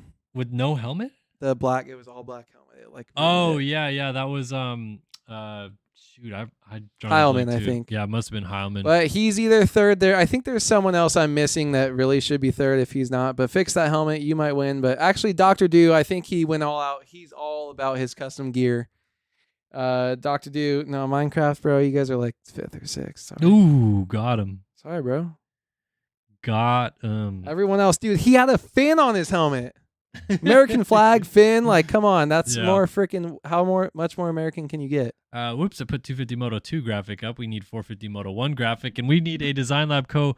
hole shot pick. No one won the 60-second mark on Seth Carr. Who are you picking in this 450 Moto number 1 here? For the hole shot, I think it's got to be someone that qualified good. I really want to pick the winners because I feel like we need to go back and get points and figure out who's winning this. We both got one last week. Pick a hole shot pick real quick, and then we could do winners after the start. I meant for the hole shot. Oh, winner. yeah. Alexis Leclerc. All right, Again, Awood's picking dude, Alexis Leclerc. Good. And he's got some weird stuff going on, I bet you, on the start. Hubbard's not here. Yeah, Noah Hubbard definitely throws a curveball at us. I'm not really sure who else would be an elite starter in this group that you would say, they should get it. I think I'm gonna pick Trevor Burns. He was pretty good last week. I feel like the confidence is flowing out of him. I like a Trevor Burns. Let's pick 2 more guys. Payson Johnson. We'll put him in there. One more name, and then we'll do other. I got no one. Braden Carter sucks.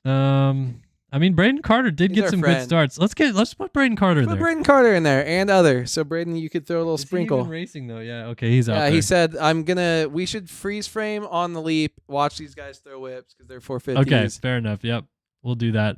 All right, who's gonna hole shot 450 Moto 1? Now you can bet those channel points. Get up in there. Get up in there.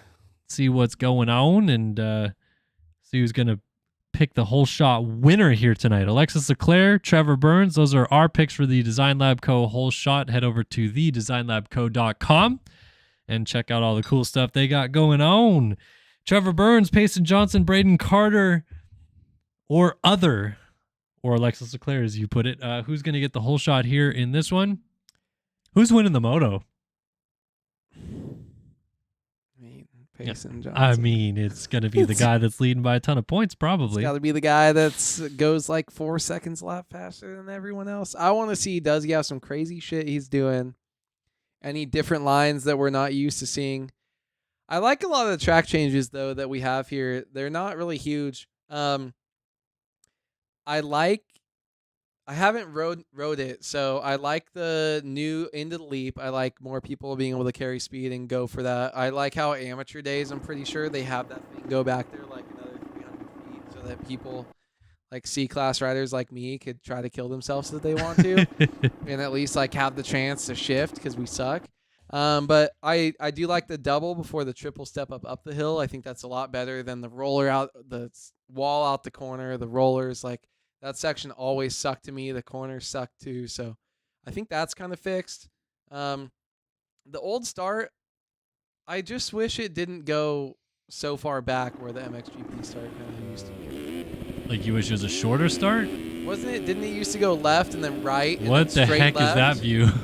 That was weird. I don't know. That was so sick. That was Jaden so random. Gomez just came out with his black bike into instant freestyle mode as we That was so random. came right into his living room. Oh my gosh. I don't know why that just did that, but that was funny. All right, so I've never seen that. here we go. There's Payson Johnson and the 51 What is he machine getting ready to doing? go racing. He's just doing some What is he ridiculous doing? lines out here. Put this bike is camera just up all higher over the so place. that everything's looking crazy. This Q's perspective, it's like watching a skate video. Oh, dude, he just did a nose wheelie and then popped it back into a my wheelie. gosh. This guy's on X Games I forgot mode to over vote. here. 21% of you think Trevor Burns, 4% Payson Johnson, 12 Braden Carter, 7 Alexis Leclerc, 56 other. Ooh, I would have gotten some money and I forgot about it. And then Sad. You pick Alexis Leclerc and then you didn't even pick him on the I picked him channel with my points. heart. betting. Alexis Leclerc is going to hole shot. You guys can all walk away for 30 seconds and come back when he's leading. All right, here we go, folks. Let's get the revs up and drop the gate. 450 Moto 1 here at RedBud. Let's go racing. Braden Carter ran into the gate. Good job. Burns has got a nose in there. Payson pushes Ooh. everybody out, and Johnson is down huge into the first turn. Trevor Burns gets the Design Lab Co. whole shot. I picked it, baby. Let's go, Trevor Burns. 21% of you also picked him, and he's got the whole shot. Johnson's got some work to do, and this is going to be one heck of a good race. Yeah, I mean, Trevor Burns has been the story so far. Shout out to that band. The last couple of rounds, he's just gotten some good starts and showed some really good speed. National number 40, but he never really seems like he's a guy that's going out there getting top fives and kind of you know, where you would expect him to be up there, just sneaky, and he's coming into his own this last couple rounds. And man, look at this, another great start by him, and we know he's got the speed to win a moto, so let's see what he can do early on in this one. Yeah, our Moto 1 winner last week at Southwick didn't hang on for the overall win. That went to Payson Johnson, but Burnsy made him work for it, and it's one of the best battles we've seen all year for someone putting up a fight against Payson Johnson. But early on, Seth Shirley on the big deuce is out battling for the race lead behind Trevor Burns. Shirley won a moto at the Grand Prix of the Czech Republic earlier this week. It was his first win on a 450 in terms of moto wins in the RFGP Championship. So he's finally figuring out his flow a little bit on this 450 as he almost loops it around. Let's get a little bit of a whip cam here on lap number 1. We're hitting LaRocco's leap. RedBud! Oh, Shirley's backwards. We got guys tossing every which way. Someone straight airs it. A couple people doing the wheelie thing. More big whips, dualies. That's Adam Holma front flip. Front flip. That was Braden Carter deep in the field. Ooh. Someone's upside down right there on a Honda. More dualies, mid-pack dualies. We're getting deeper in the field now. A couple guys still tossing it out there. And any more people coming? We got a Boner Air Leclerc mid-pack. And I think that was about it. Just about. We're waiting for the 94 of Austin Bear, and there he is, I think. Pretty sure he went over the bars. And he probably went over the bars. So there you go. Lap 1 on the leap. Everyone tossing it. Yeah, Braden Carter, they were talking about hole shots in chat. He said, I'm definitely not getting it. And I was like, okay, well, you're going to go do something cool. Go do a front flip on the leap. He said, got it. So front flip by him, back flip 2 guys later. But now we're back up front with Trevor Burns, and he's absolutely ripping. Kellen, is it Trog? Or is it T-Raj? Or is it T-Rog? What's this Trog I think man? it's Trogman. Trogman, what's... I don't know, man. Someone in chat, let me know. I saw Trogman's edit. You posted it. We post something happened. And I saw it recently. He's looking sick at Southwick. His little edit. Trogmania. That doesn't even explain it anymore. You just added Trogman into Mania. It's a Fortnite skin. The kids got things out here today, man. They got that skibbity or whatever the hell they're talking about all the time. Skibbity toilet gang or whatever. Yeah, I don't even know what it means. But Trogmania out front right now with Trevor Burns, District Designs number 40, leading up the hill. Nico Marchini's made the pass on Seth Shirley. Shirley went down. He is slipping back through the field a little bit. He's 7th now. So this is T-Lang, his teammate, on the 5 that is right behind Marchini. TSCZ Productions number 42 and the 5 JIBR.co. Gas there. T-Lang moving up into the 3 spot. Cooper Hunt. This is a name we haven't heard for a minute. The number 13 Twizy Honda back racing this week, and he finds himself in 4th place early on. Good to see Cooper Hunt back out here as he finds his way into a fight. Ooh. Look at this, side by side. Lang going at it with Marchini. Doesn't get a pass done just yet, but this fight continues. Nico Marchini might have sneaky some of the best style in the class, just always willing to hang it out. I keep seeing he was tossing at Southwick. He ended up biting him, I'm pretty sure, once over the table there, but now he's just absolutely tossing it, scrubbing past these guys, and making himself look good when he's making passes, and he's inside the top 3. So great by him, and I love how close this battle is right here. I am going to have to go pee soon, but we're going to hold on to that because this battle is so good. I don't want to miss any of it. I feel like Tiger Lang and, Tiger Lang. Tyler Lang and Marchini are evenly matched. Marchini's slow up the inside, and Lang just rails around him in that inside rut. And pushes the front and goes down. Dang it. So Cooper Hunt goes by into 3rd. Marchini back in a 2nd, and Cooper Hunt wants a piece of Nico Marchini to try to get up into the 2 spot. A-Wood, sorry I don't have America Gear. FXR is anti-red and blue. Is that true? I feel like they have a ton of red and blue kits, don't they? You can, you're a friend. You can run some SYS stuff. I give you permission to run the 729 kit next moto. Don't worry about it. They are kind of weird about that. I feel like I don't see too much, and if it is red, white, and blue, it's like red, white, and like an orangey, or like orangey, white, and blue. Like it's they like to be a weird mix of colors. It's not America. I mean, they're Canadians, aren't they? So they're a little bit different. They are Canadians, but I swear I've seen a red, white, and blue FXR kit before. Maybe Nico I'm just... Martini getting pushed from behind right here as he's trying to hold on to the spot still. Throwing it 2 different types of ways right here. Let's see if we get some dualies off the lead. Both these guys go Hunt rips that inside and might pull up alongside of him. Nope, no dualies. They both kind of do a little bit of a kick-out scrub.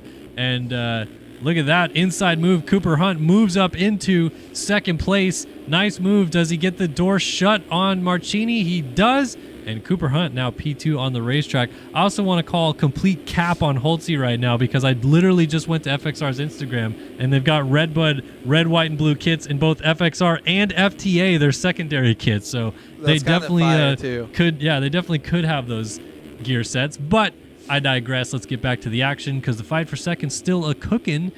T. Lang, Pablo Vial back inside the top 5. It's good stuff. Yeah, Vial working his way up. I looked up, so Trogman still leading. I looked up the Trog skin in Fortnite.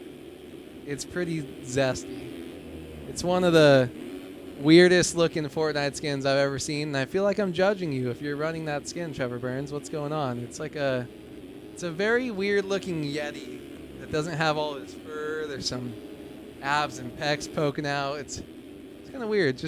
Just a side note. I had to Google That's it. That's our Trog update in the chat. I looked up Trogman. There's nothing there. I said Fortnite, and now there's a Marchini bunch down. of these guys. Ooh, Nico Marchini going down, but keeping it on 2 wheels right now. And Trevor Burns, Cooper Hunt, followed by Nico Marchini. Tyler Lang, 3-4 seconds back. And Vial all over Tyler Lang. Might have to be back there. Yeah, this is your fight right now for fourth.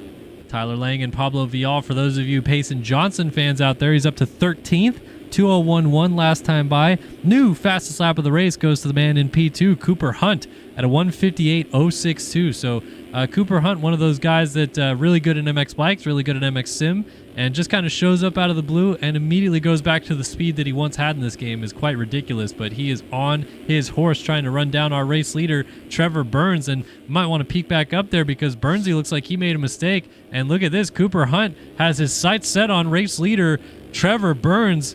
Cooper Hunt has come to play here at RedBud. Yeah, I mean, is this the craziest top 5, top 7 we've had in the race so far this year? It might be. Like,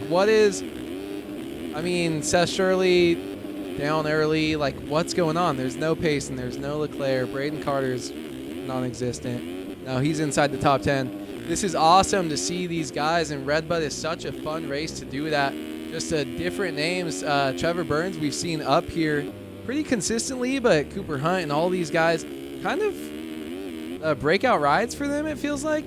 A lot of these guys, I mean, we're 8 minutes into a 30-minute moto, probably a quarter of the way down. But, I mean, being up front like this, oh my, Cooper Hunt was just falling for 6 seconds, and I was trying not to talk about it. Eventually goes all the way down. Bummer for him. Loses a couple spots, but still podium. Weird spot to fall for sure for Cooper Hunt. That allowed Marchini back through. Then Marchini slid out. So now Trogman has a nice big gap at the front, and the battle for second is back on once again. These two can't stay away from each other as Cooper Hunt dealing with the heat from the 42 of Nico Marchini. By the way, in the background, looks like Pablo Vial had gotten up in there, and he just went down out of fourth. As Johnson continues to ascend through the field, he's now 9th. Tyler Lang has slipped all the way back to 13th. So there's actually a lot of stuff going on back there. Let's go. I know this is a good fight for second, but Braden Carter has moved up into 4th. Here is Seth Shirley now in 5th. Pablo Vial 6th. Eaglin 7th. Whelan 8th. And then Johnson in 9th off the side of the track. Rejoins just as a group of guys get there. Kyle Boardman, Frank Jackson, Tyler Lang. This is all pretty tight-knit group here all the way back to 13th place as Eaglin's thinking inside on Bryce Whelan going up the hill. Is this going to work as he tries to shut the door? Whelan keeps his nose in there way outside for Eaglin, turns to the inside at the bottom of the hill. They're still side by side. Do they come out side by side here? It's pretty close. Doolies! Upside down in front of the American flag, and Eaglin makes a pass stick. Yeah, RedBud! Nothing more American than Doolies right before the leap as Colby Eaglin throws a little whip over the Rocco's leap. Past someone going up the lip there too. Curious, I'm not sure who that was. Didn't recognize the gear. Colby Eaglin is one of the more fun racers to watch. I like the way that how kind of loose he is. Oh, someone else goes down over the berm right behind him. How loose he rides the track and just always throwing whips, using slightly unique different lines, and sometimes it seems to bite him when you're going outside of that standard rut that everyone's taking. But Colby Eaglin definitely makes it fun to watch especially when he's moving through the field up inside the top 10 too, just working his way forward. Yeah, and he is on his horse right now. I'll tell you what, man, he is flying all the way up into P4. Carter's now third. It is Burns, Hunt, Carter, Eaglin, Johnson inside of the top 5. Whelan, Lang, Boardman, Jackson, Marchini, Castellaneta, and Shirley now slips all the way back to 12th. Not a good ride right now for Seth Shirley, who was battling at the front of the pack. Braden Carter, by the way, another face that we got to talk about a little bit here. He won the second moto in the Czech Republic this week, and he has really been riding very well of late, making some good late moto charges in the 450 class, which is not one of his strengths in the outdoor season, obviously known for his supercross skills, being a 4-time moto option supercross champion, but he's come to play late in this 450 class when it comes to racing in pro motocross, and he might be in for a factor battling for these moto wins down the stretch, as well as everyone's kind of looking for moto wins at this point. No one really is going to knock down Payson Johnson, I think, for this title fight, and really all they can do is hope to win motos like Trevor Burns did last week. Cooper Hunt trying to put his name in the list as well. Eaglin now can see Carter up the road, just scrubbing that tabletop up ahead of them, and then Johnson now into 5th. 159.1 his best lap, 2.4 last time by. I think he is starting to wind it up a little bit and running some Payson Johnson laps that we know he knows how to run. He launches the leap. You can see Carter up the road. You can see Eaglin just in front of him now, going off the tabletop. And as they begin a fight for the three position, Trevor Burns continues to pull away. 157.992 for Burns last time by, his new fastest lap of the race. Personally speaking, the fastest lap is still out of T-Lang at a 57.015. Now checking in 5th, Payson Johnson runs his personal best at a 157.875. So pretty much matching pace for what Burns is putting down out front. Still not the fastest lap of the race, but it is tightening up in a fight for third. Carter under attack now, can see Eaglin closing that gap down, and Johnson not too far behind him as they drop down the scrub jump at the top of the hill into this little center valley here, and Eaglin has been moving, closing this gap down onto Braden Carter. Might try this far inside line right here. No, actually has to bounce to the middle. Carter gets away ever so slightly, and now here comes Johnson. Johnson right up on Eaglin as they triple up to the top of the hill. I think that jump's called the Big Dipper, if I remember right, at RedBud. I don't know, man. People got some stuff named for these tracks. Now to the outside, Eaglin's going to try to make this pass in the sweeper at the bottom of the hill. Carter has to go defensive at the bottom of the hill, but Eaglin's going to make the pass anyway up the inside, moves into 3rd place, and Johnson's trying to take advantage of it as well. He goes into 4th. Carter was a little bit out of sorts right there. And now Johnson's closed right up onto Eaglin as they jump over the big RedBud table in the center of this valley. Now they'll swoop up the hill to this nice curved out sweeper. I forget what they call this. I think it's Talladega or something like that. No, that's no. illegal. I know it's at Glen Helen, but they call it like mini Talladega or something like that. I forget what they call that corner. That corner used to be so sick too before, when it was like wide open. You could just go up and slide around it. But Payson Johnson showing some speed. Got a twofer on Braden Carter there. Just had a non-preferred line. Look at these two side by side over the leap. Payson Johnson throwing it sideways. Carter with an oppo in the back, and Payson's going to make the move up the inside. Scares Eaglin. He blows that middle rut. Eaglin is now going to have Carter to deal with a little bit, but I think Colby has a little bit more speed than the rest of these guys here.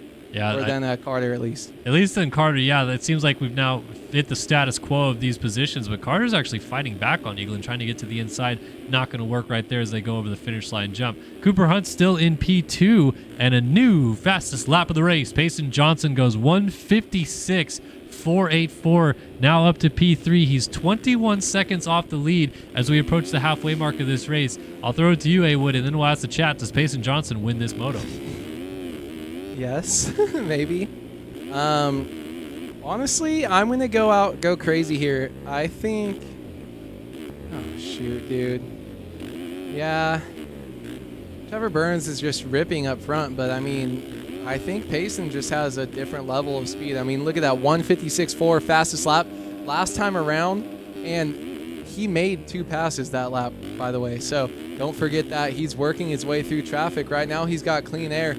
If he can put down a lap or 2 right now in 150, low 156s, 155s. Oh, just like down. that, he goes down.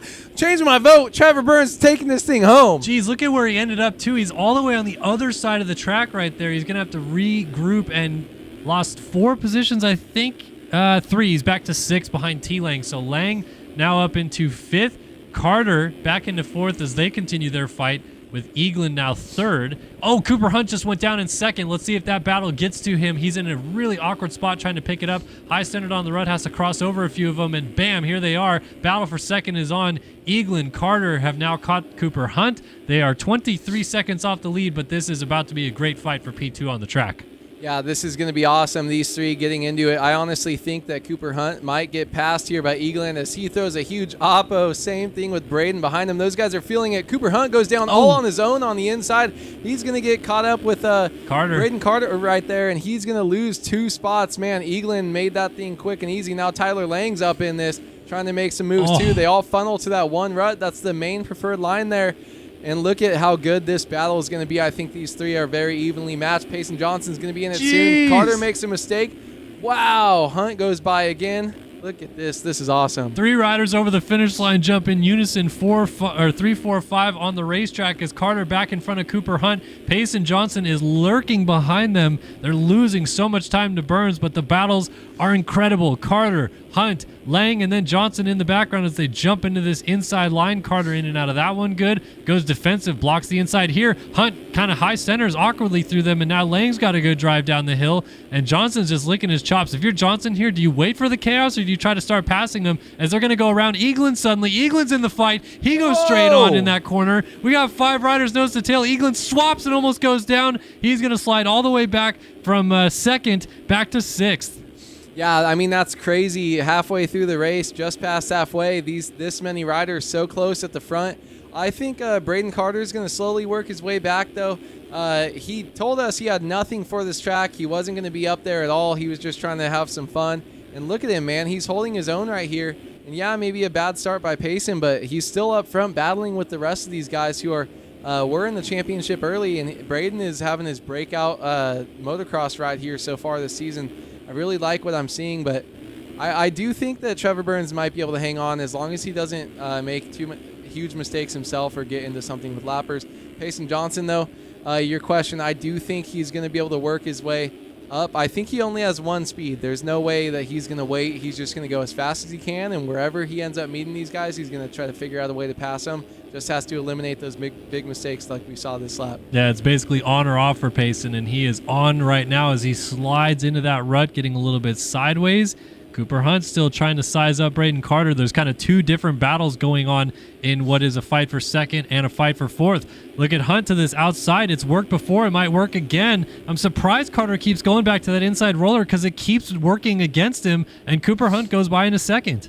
Yeah, I mean, if you've got someone behind him, he can't do that in 1 more lap. You do it 2 laps in a row, you get passed twice, and I think you really have to eliminate that line from your repertoire right there. He's trying to fight back, though. He showed some good speed here, but also made some mistakes. Tyler Lang goes down, and so that's going to allow Payson Johnson to get by, and the rest of this group, still such a tight-packed group for the 2 through 4 positions here in this race. Yeah, look at Cooper Hunt now in front of this pack in second place as, they get together and Hunt goes down, and there goes Payson Johnson back into second place. Carter got hit when Hunt went down, and Johnson takes full advantage. He's now back into P2. We'll continue watching these battles because Eaglin's on Lang. Cooper Hunt's going to pick it up right behind them, and Hunt goes from 2nd to 6th in a hurry, but the fight between them all is not over. Yeah, I mean, Trevor Burns right now, he's got to be licking his chops and thankful that the rest of these guys have been battling the way that they are. But the scary thing is now that Payson Johnson has clear air all the way up to him with 10 minutes plus 2 laps to go. It's a scary place to be up front there, but man, this is some insane battling that we've had between these guys. Really excited to see it because this 450 class seemed to be the one that kind of got away from us. And we haven't really seen too much kind of battling this deep in the field with this many names. And RedBud has really came out and showed us that we got some great battles here, man. This is awesome, and I really wasn't expecting this. We got the poll just now ending. 74% of you voted that Payson Johnson is not going to win this moto. He has got 10 minutes plus 2 laps to make up a 22-second deficit to Trevor Burns out front. So he has got to get going quickly. But look, Payson Johnson, nothing is impossible with this man. Every time we say, I don't think he's going to get that win, he goes and wins it anyway. So I think probably someone told him, hey, 74% of people bet against you, and now he's going to go try to prove him wrong. Yeah, I mean, he's got the speed. The thing is that he's got 10 minutes plus 2 laps. So I mean, you're looking at just over 2 seconds a minute, so maybe 3.5 seconds that he's going to have to be faster a lap. Obviously, that could change. 16 seconds now is the gap. It went down a little bit, so maybe a small mistake from Trogman up front. But I don't know. I think this could easily flip. One mistake from either of these guys. If Payson goes down, I think Trevor has it, and if Trevor has one mistake, I think it's easily Payson Johnson's going to take this thing home. We're just going to have to wait and see, and hopefully we'll see if any of those mistakes happen between these guys, and if not, see some insane lap times from Payson as he works his way forward even more. Well, last time by, Burns laid in a 2:04.6, which was one of his worst. It actually was his worst lap of the race, and another 1:58.2 out of Payson Johnson. So gains 6 seconds right there alone. The gap's down to 15 seconds, 15.3 seconds to be exact. Obviously, one thing we haven't factored in with Burns as he slides out right there is that he's going to be the first guy to hit all these lappers, and a couple guys down right there, so he's going to go by them. But as he comes across that lap traffic, it's going to be difficult for him to navigate them and not get blocked too much or lose too much time, or even, worst case scenario, have a crash. And it's never easy to be the first guy to go through this lap traffic here. Yeah, I mean, it's really tricky because they don't know that you're coming, right? And if they do, it's Trevor Burns, huge mistake right there, pushes his front over the berm. You're going to lose even more time, and I think he might be coming apart at the seams just a little bit here. He really needs to regroup in the next half a lap and kind of get it back together. But I think, honestly, it's tricky because you're the first person coming, and they'll see you when you're within 3 seconds, but they don't want to give it up yet. They don't want to, let the leader go by because it's just one guy. Let me keep fighting. Once they start getting passed over and over and over again, it feels like they're more so like, okay, my race is falling apart. I'm going to move out of the way. So Trevor might have a little bit more trouble than Payson, but who knows? Maybe sometimes they see the number on the screen of who's passing them, and they say, I don't care. He can do it himself. So going to be interesting to see what Trevor does to hold on to it, because he's really going to have to dig deep and put in a career ride here. Well, it looks like Payson may have just gone down because Carter's now back into the 2 ride, and here's Johnson now in 3rd. He did a 2:07.4 last time by. He's 20 seconds off the lead now. So those mistakes Burns had really ultimately didn't end up costing him because Johnson had the same ones. Eaglin back into the top 5. He's now 4th, 23 seconds off the lead. And then Tyler Lang is rounding out our top 5 as it runs. Cooper Hunt back to 6th. Is that a fight for 7th? No, and Hunt just went down. So it's actually going to be Pablo Vial going into 6th as he nudges by Cooper Hunt. And Castellaneta was about to go by him, and he goes up and over the bars. So Cooper Hunt still 7th. Castellaneta now 8th. Whelan 9th. And Frank Jackson rounding out our top 10. As now they are set to have a nice little battle. Castellaneta gets on right behind them, fights back up to the inside of Frank Jackson and gets P9, but now he's sandwiched between these 2 riders in a battle for 8th. Yeah, Frank Jackson right now. Whoa. Big crash right there for Bryce Whelan out of 8th. I don't think Castellaneta knows what just hit him. He's just all over the place. I don't think he knew what to do. It seemed like Bryce just kind of exploded in front of him. Just weird. I think he leaned it over a little bit too much, dragged some bar or shroud or something, and went down. Braden a little bit flustered. Lets Frank Jackson back into that spot, but I think Braden's going to keep trying to work his way forward. Cool thing about Frank Jackson is I feel like we saw him running up front, get a couple fourths early on in the season, and then kind of fall back a little bit. But right here from 8 to 10, I feel like this is still a really good kind of performance for him. This is like where he should be while having a good season. It's not just kind of where he's always been, where he belongs. I think Frank Jackson is still, with these finishes, if he finishes, around the 8th place spot, I think that's still a really good finish for him, and I think he's having a great season. Yeah, so Castellaneta, Frank Jackson, they're going to continue their fight. Let's work our way back towards the front and see how things are shaping up. Carter's still up ahead of Johnson, but suddenly it's only an 8-second advantage for Trevor Burns. He must have gone down again, 2:07.47 last time by, and I talked about it. Carter has been really good of late in the outdoor season, and he just ran a 1:59.6 as he closes that gap down to Burns. It is 8.5 seconds. Johnson's starting to close back up to Carter, but they both still are eyeing up Burns out front to try to go get him for the win. Yeah, and I mean, if you look at the top right of your screen, if you could see all those dots where they are on the track, there's a lot of lappers. They've barely gotten through any in the grand scheme of things, and they're going to need all 3 of these guys are going to be working through a lot more. You got 5 minutes plus 2 laps to go, and that's going to bring a lot of those lappers into play, but more so for Trevor Burns up front, but I think Payson and Braden end up getting them. We're on live right now with Payson Johnson, seeing how he's going to attack this track to try to get up here and make a pass on Braden Carter. This is Braden Carter's easily his best race of the season, I think, so far. And he is absolutely crushing it right now. Payson's just been running into too many mistakes. Trevor Burns has matched him a little bit with that, but Payson, man, has just the insane speed, but can't stop himself from going down. And might stop himself from winning this moto. Oh, man, this is going to be a good fight for P2 on the track. Former national champion Payson Johnson going up against the 4-time Supercross champion Braden Carter. This is the powerhouse battle we always love to see between these two, and now we get to see them duke it out for second. And as I say that, Carter blows the corner and goes down. He's over the berm, and Johnson's back up into P2. So now the chase is really on. No, now Johnson goes down, exiting the sand rollers, and Carter, let's see if he's going to get back by him. Johnson's going to pick it up, and yes, so now the fight continues, but they've just lost another 10 seconds to Trevor Burns out front. Yeah, it seems like we've had Payson going down, then Trevor Burns will match him going down on his own. Oh, and Payson Johnson goes down again, and I think that is all she wrote for the moto. I am very confident in saying he will not win this unless some crazy stuff happens with Trevor Burns. But at that point, I think Braden Carter will be able to get it back.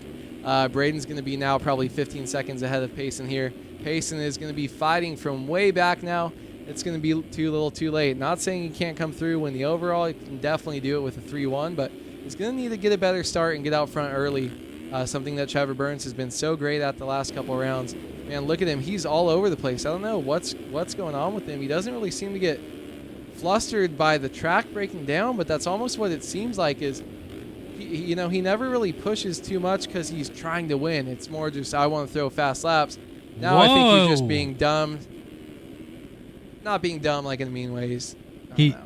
Someone just said he sleep in VC in voice chat. I don't know what that means, but yeah, now he's probably being quiet, losing a lot of a lot of time. Pablo Vial was way behind, and we got to keep an eye on whether or not Vial can get there.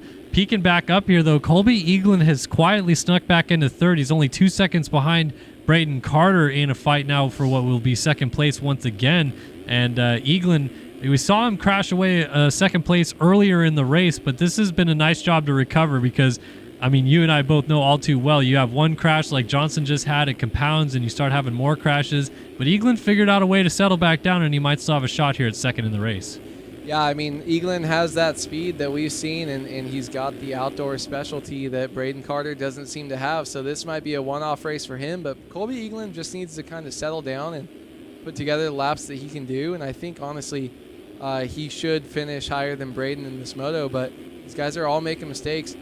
There's a sneaky braking bump leaving those rollers on the outside there that's behind that large roller on the inside that we can't see. That's where Payson went down a couple laps ago. Some of these guys are hitting and having some trouble getting into the corner, but Colby Eaglin can't afford these small mistakes as he's trying to get up and catch Braden, or else he's not going to be able to make it there. 29 minutes plus 2, or 1 minute plus 2 laps to go at this point, so probably going to be the 2-lap board next time by, so 3 laps left for these guys on the track. So Burnsy, or I should say Eaglin's trying to drop down and close that gap down on Braden Carter. 15.9 seconds is the lead up to Trevor Burns now, and I think we will see the 2-lap board come out. Carter's off the track. Got to be very careful re-entering here. Oh, hopefully didn't miss. Oh, I thought he missed too many timing gates right there with the camera not updating, but able to get back on. Actually, didn't really lose too much time, so that'll probably come back to bite him with penalties later, because if you miss some timing gates and gain an advantage off the track, the penalty the cuts after the race, the penalties added onto your total race time certainly can negatively impact your race score. So we'll see if that comes back to bite him as Eaglin continues to hang fairly close. Tyler Lang is also not too far behind these guys. He's only about 4.5 seconds behind them, and he's been running some very good lap times back here. Not so much last time by, but Lang is another guy that when he gets going, man, he can run those lap times with the best of them. And is this Carter down? No, that's a lap rider. Yeah, Lang, 2:04.4 last time by and was in the 2:01s quite a bit. Is that Eaglin down right there? And it was not. Okay, so getting confused here. Yeah, Tyler Lang, a lot of these guys looking the same. Once we get in the lappers, it gets tricky, especially onboard camera. Was that? No, that wasn't someone down either. I thought that was Braden Carter. Tyler Lang right now, you see at the bottom left on his pit board, 157.0 was his best lap of the race.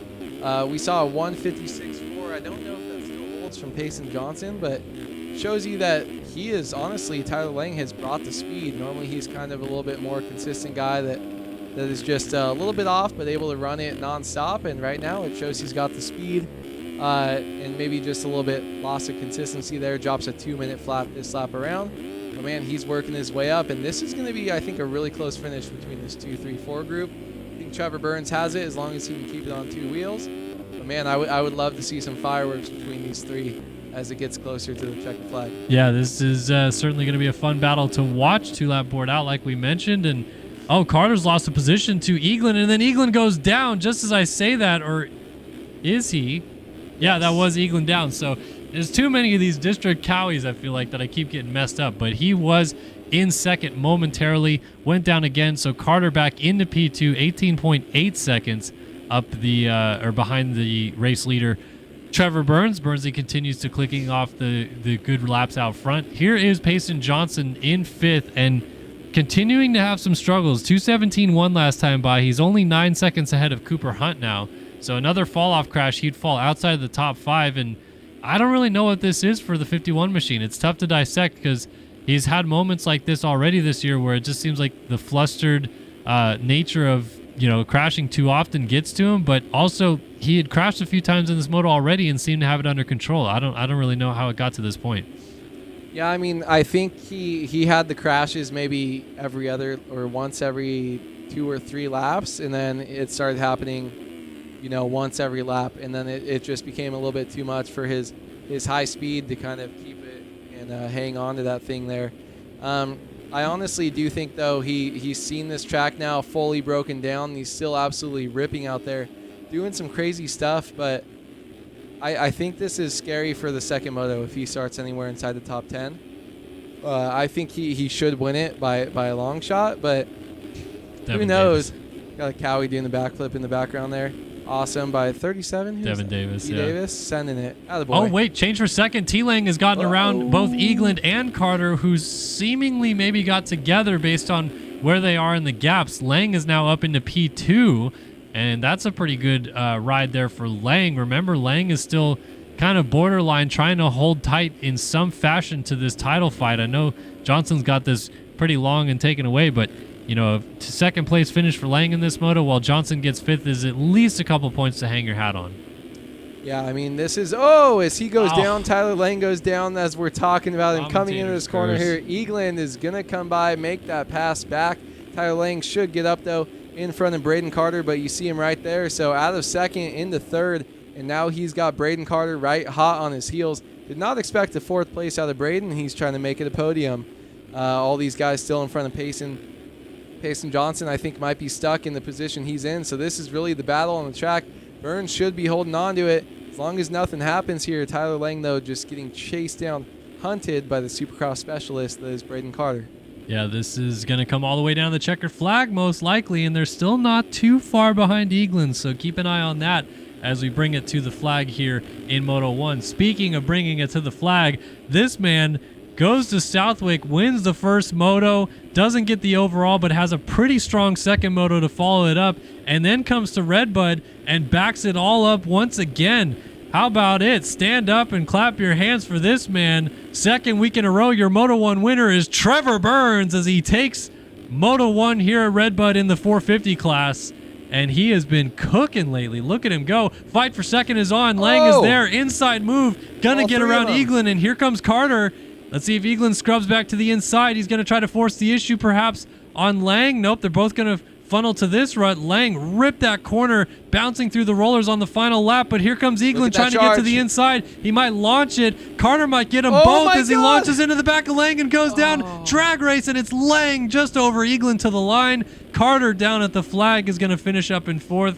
Got to give him credit, though. He went for it and just fell short. Johnson almost got back to these guys. He's going to end up 5th. Only 2 seconds behind. Castellaneta got to 6th. Cooper Hunt 7th. Frank Jackson 8th. The crazy thing is Pablo Vial down in 9th. Hopefully he doesn't lose a spot here. The crazy thing is that Braden Carter, we saw him early in this race get past twice in that corner. going to the left side over the roller and people just railing around him. What's awesome is that on that last lap, last ditch effort, he went in the alternate line, went around the outside, had the speed to make the pass and just funneled together, got in the back of him and went down. Braden Carter almost got his own 2-for pass there to make the pass for second. That would have been awesome full circle moment there for him, learning the right line to take there, getting past those guys late. What an awesome battle to the finish as Enzo Butigny right here jumping into this rut out of the sand section. One more corner to go, and he is going to take down the final spot in the top 10 here at RedBud Moto 1. Bryce Whelan, Panda gear going on. Still red. We like it. In 11th, Kyle Boardman with a strong finish on the EVP ride, coming around in 11th. Maybe not. Whoa, maybe not. Bonnie Parker sends it up Parker. the inside. Almost kills him. He's actually going to lose it. Not going to lose a spot, I don't think. Yeah, none of those guys going doesn't by. Pass Boardman, Body Parker. Maybe Bodie, he knew whatever. that. Maybe he knew that he wasn't going to lose a spot, so it was all right. Might as well send it. Pilsner 15th. Seth Shirley all the way up front early to 16th. Bummer for him. Everyone else quit. We will get a lit kit check in Moto 2. Too much action late going on for that one. Had to keep an eye on that all the way down. Look at those cuts for third. Or look at that gap from second to third after cuts. Yeah, 0.2 seconds. Colby Eaglin and T-Lang between the both of them, and then Carter by 4 seconds over Johnson. That is your top 5 in Moto 1. Burns does it again, though. My goodness. Trevor Burns has been riding so well of late, and continues to back up these strong results with yet another strong performance here in Moto 1 at RedBud. Yeah, what awesome racing. Are we going to have anyone? We might just have to drop like a 10-second RedBud if someone drops 10,000 channel points in Twitch for a RedBud extension. We got to get some yelling going on here as we move into the second motos. Get this thing heightened up. Let's go, guys. Everyone used up those channel points that 1 week that we had it, so... That's true. I don't know, man. Like too much. We might have to drop the points or something going on. Well, is there a way to like change how fast people earn them? Like from just watching? I don't think so. Like I know you get like a little package and it gives you like 50 every like 5 minutes or 10 minutes. I'm not too sure, man. I'm still learning Twitch over here. You know, after right, a decade of having the channel, I figured I'd figure out what you Twitch haven't is all watched about. enough freestyle to learn Twitch?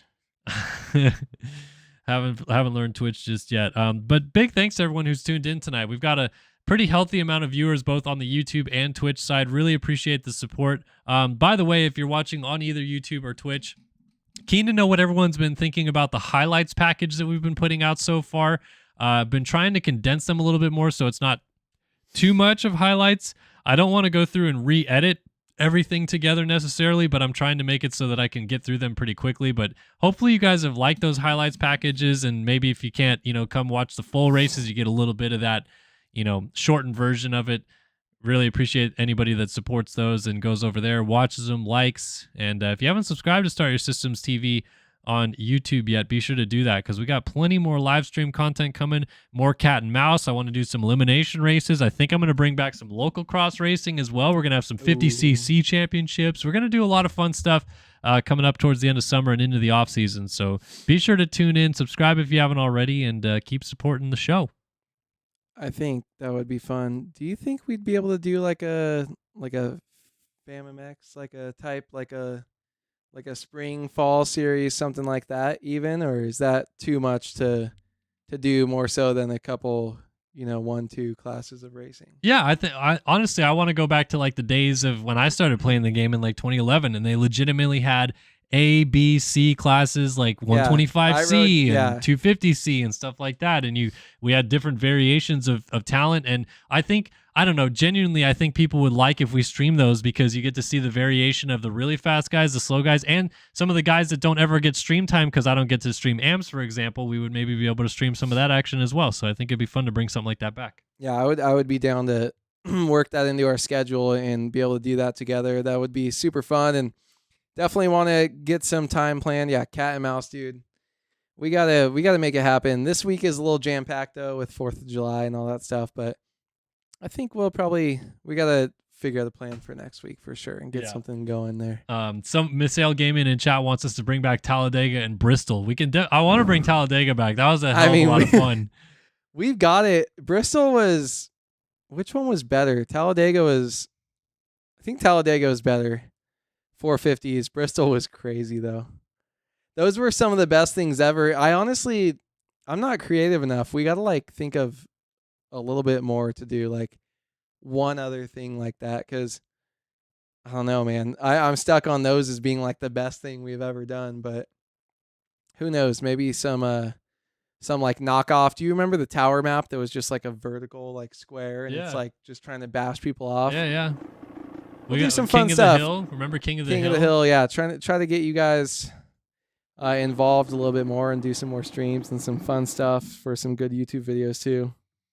I mean, I still have the whole SYS playground that has darts on it. We could do darts. We could do high jump. We could do maze racing. Like, we got a lot of stuff that we can still do and have some fun with. So we want to bring the goods here to Start Your Systems TV. Like I said, the main channel, we're kind of switching over to a little bit of a docu-series channel so we can, have a little bit more like high quality work over there. But this is where all the fun's still going to be had, man. We're going to be covering races like it's nobody's business. And yeah, speaking of covering races, Awood, we got another Design Lab Co. whole shot pick to pick here. Who you got in 250 Moto number 2?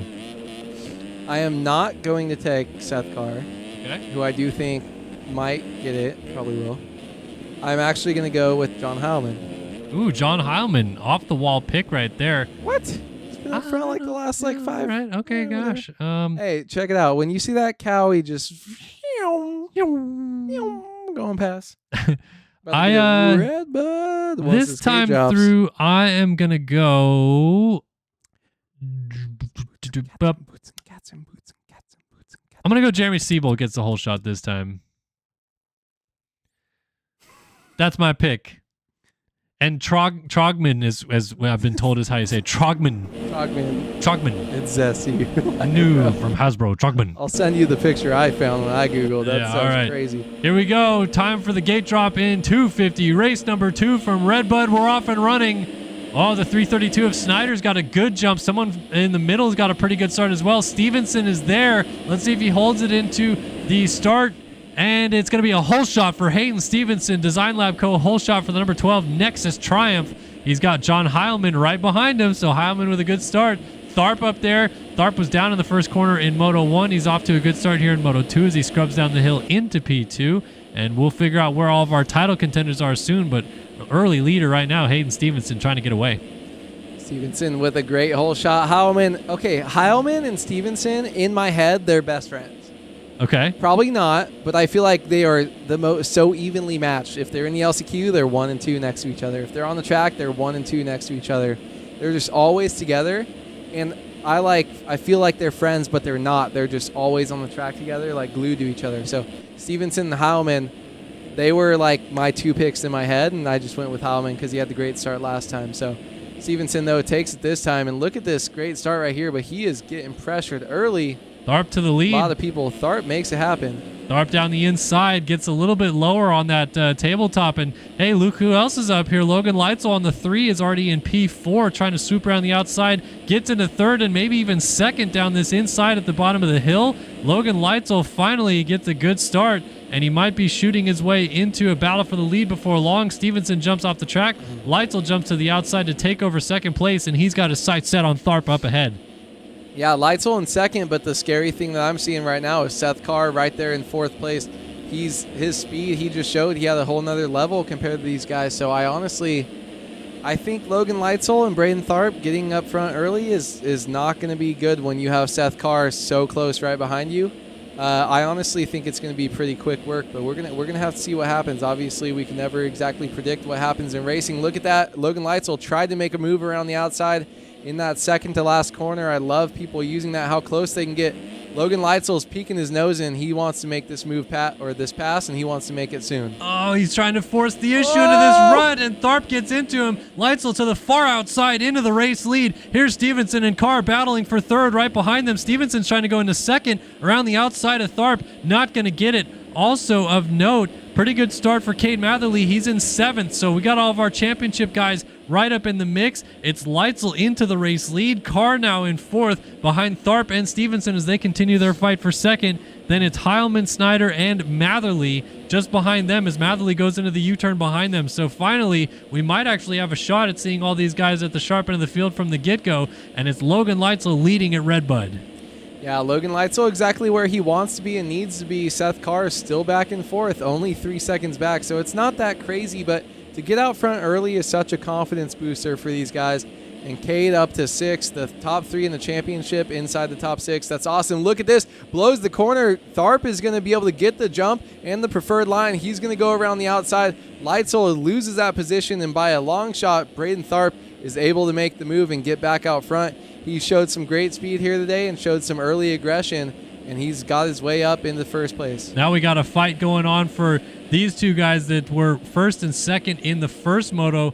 Leitzel was second, and it was Seth Carr who picked up the win, and now Carr is trying to close that gap down to Leitzel in a battle for second place. Then you got Stevenson, Heilman, and Matherly, like we mentioned, not too far behind them. So this is key early in the moto if Seth Carr is able to get around Logan Leitzel and go after his teammate Tharp for the lead, but I don't think Leitzel wants to wait around any longer. He's going right back after Tharp, and the battle for the lead at RedBud is on again.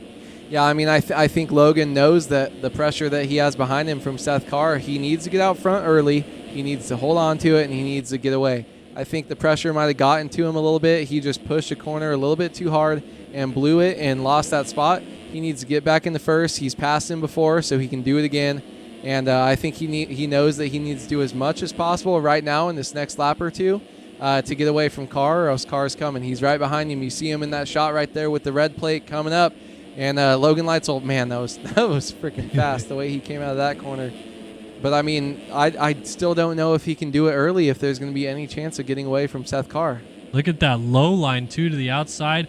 Gets hard on the brakes to try to get back to the inside. Tharp is ripping, by the way, too. All the credit to him for the performance he's been putting on leading this race early on, as we are just about 5 minutes into this 30-minute plus 2-lap second moto. There's Leitzel, and looks like we may have lost Carr. Matherly is now up into fourth, trying to go to third around Stevenson, round the outside into the downhill sweeper, and Carr is certainly slipping backwards. He's back to seventh. So this is a massive opportunity right now for not only Matherly, but Leitzel as well to gain some key points on Seth Carr in the championship if they can get up into this lead battle with each other for the win, and Carr continues to slip backwards a little bit.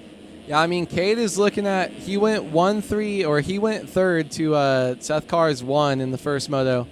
What would be best for him right now is he tries to force the issue from behind on Stevenson, would be to try to get up to first and pray that Seth Carr only got up to third, and at least you're coming out of this with even points. Look at that huge whip right there as he makes the pass and makes it stick right there. He's 2 points back in the championship coming into this round. What he would like more than anything is just to hold on to that battle and keep it the same, as we're back up to Braden Tharp in the lead right here. Absolutely scrubbing right now. It's still holding the lead over Logan Leitzel. Yeah. These guys are fighting. I love it. This fight just continues to go on and on. Again, as Leitzel lands a little bit sideways, able to keep it on the gas and go to the outside, not lose too much time. But yeah, just when you think Leitzel's lost the touch with Tharp and Tharp has a small advantage, Leitzel claws it right back in, and suddenly we are just 1 second apart again. 2 flat point 0, 2 flat point 5 for Tharp and Leitzel out front. They are 9 seconds up the road on Matherly. Then it's Stevenson, Brune, and Carr now back to 6. So as this fight continues, Carr in a world of hurt trying to deal with getting around these guys again. Here he is in P6 right behind Lucas Brune there on the 43. Got to go back to work, made a mistake, put himself at a disadvantage, and this is what happens when you go down early in the race like this. Yeah, I mean, you're just making your problems kind of compound when you're up front, but not up front exactly how you normally are, 5, 6, 7, trying to work your way up, but trying to maybe make some moves happen too early. The track's not broken in. The people you're battling, that speed's a little bit higher, so you try to push yourself, and I think it can kind of come back to bite you. So Carr not where he wants to be, 15 seconds off the lead. He's only in 6th place, but one more big mistake and he's going to be back there outside the top 10. So these guys really just pushing, doing the best they can here. But man, I don't know, man. It's still so early. Carr could easily get up there and win this race with the speed that he's shown. But honestly, the way that he kind of looks like he's been flustered a little bit, maybe I don't know if he has it this moto. How about you? Yeah, I don't know. It doesn't seem like the same kind of spice we saw at a car in the first moto where he could at will gain 2 or 3 seconds on everybody else, but I guess that's what happens sometimes when you get stuck in traffic early on. You maybe fall into the pace of the rider in front of you a little bit. No slouch whatsoever. Lucas Brun, though, is putting some heat onto Stevenson up the road ahead of him in 4th now. Meanwhile, battle for 2nd is kind of going off. Cade Matherly is up onto the rear fender of Logan Leitzel. Looks like Leitzel may have gone down and slipped back into the clutches of the 25 machine. So I don't know, man. Do we got to start calling Cade Matherly Mr. Moto 2? Because, yes, he did clop from way down to 3rd in the first moto, but he has just showed up week after week and put in some damn good rides to get himself right in the mix of this title fight based on just strong second moto results, and he might get a pass here on Leitzel side by side. Oh, who's going to get the better of it into this corner? Inside, outside options. Better drag out of the corner for Matherly, and he's going to get up into 2nd place with that. Yeah, I like what Leitzel did. He didn't just roll over there. Most people would have relinquished it and went to that second rut. That's the faster preferred one. He dives up, dives into the inside, tries to make it work, get the power of the ground, just unable to hold on to it and fight back. But look at this. He's got that low line. He's going to now cut back to the second rut. 2 different approaches to it. I think Cade's is a little bit faster staying on that left side, even though Logan's looks cool. Cade just, I think that's what almost made me ride him off for the championship, is he's only 2 points back coming into this round, and it really surprised me because I'm like, how so, dude? He keeps showing up, and his first motos kind of stink, but then he'll go out and win the second moto every time and get back those points that he lost. So, yeah, I mean, Cade is like low-key, sneaky, like Chupacabra type deal.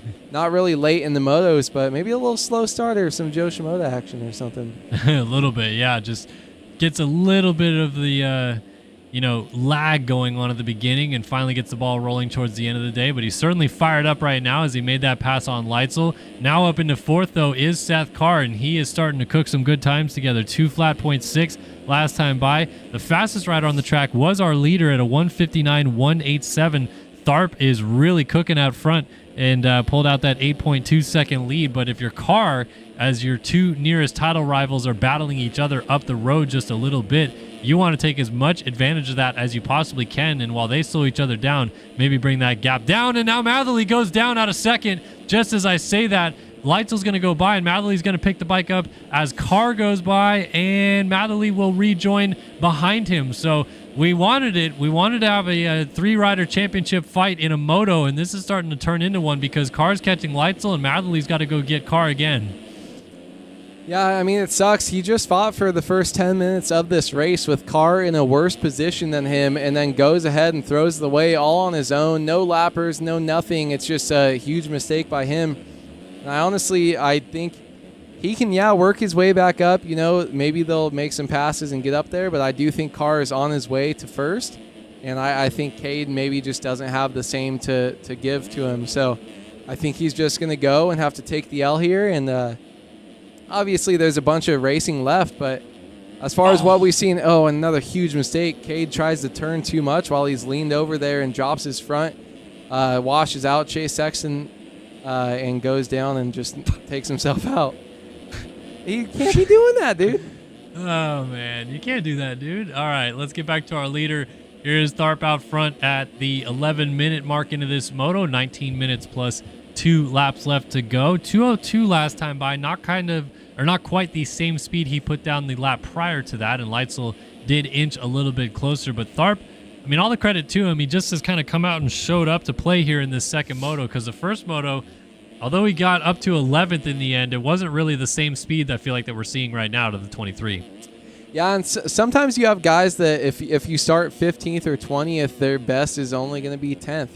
It's the way that they can kind of work through the field, and just kind of how their confidence maybe even works and their speed on the track. But Braden Tharp gets out to a great start here early, and he's already raced a full moto on the track. He knows what he has to do, how it's going to break down, and he's taking full advantage of it right now. So props to him right now.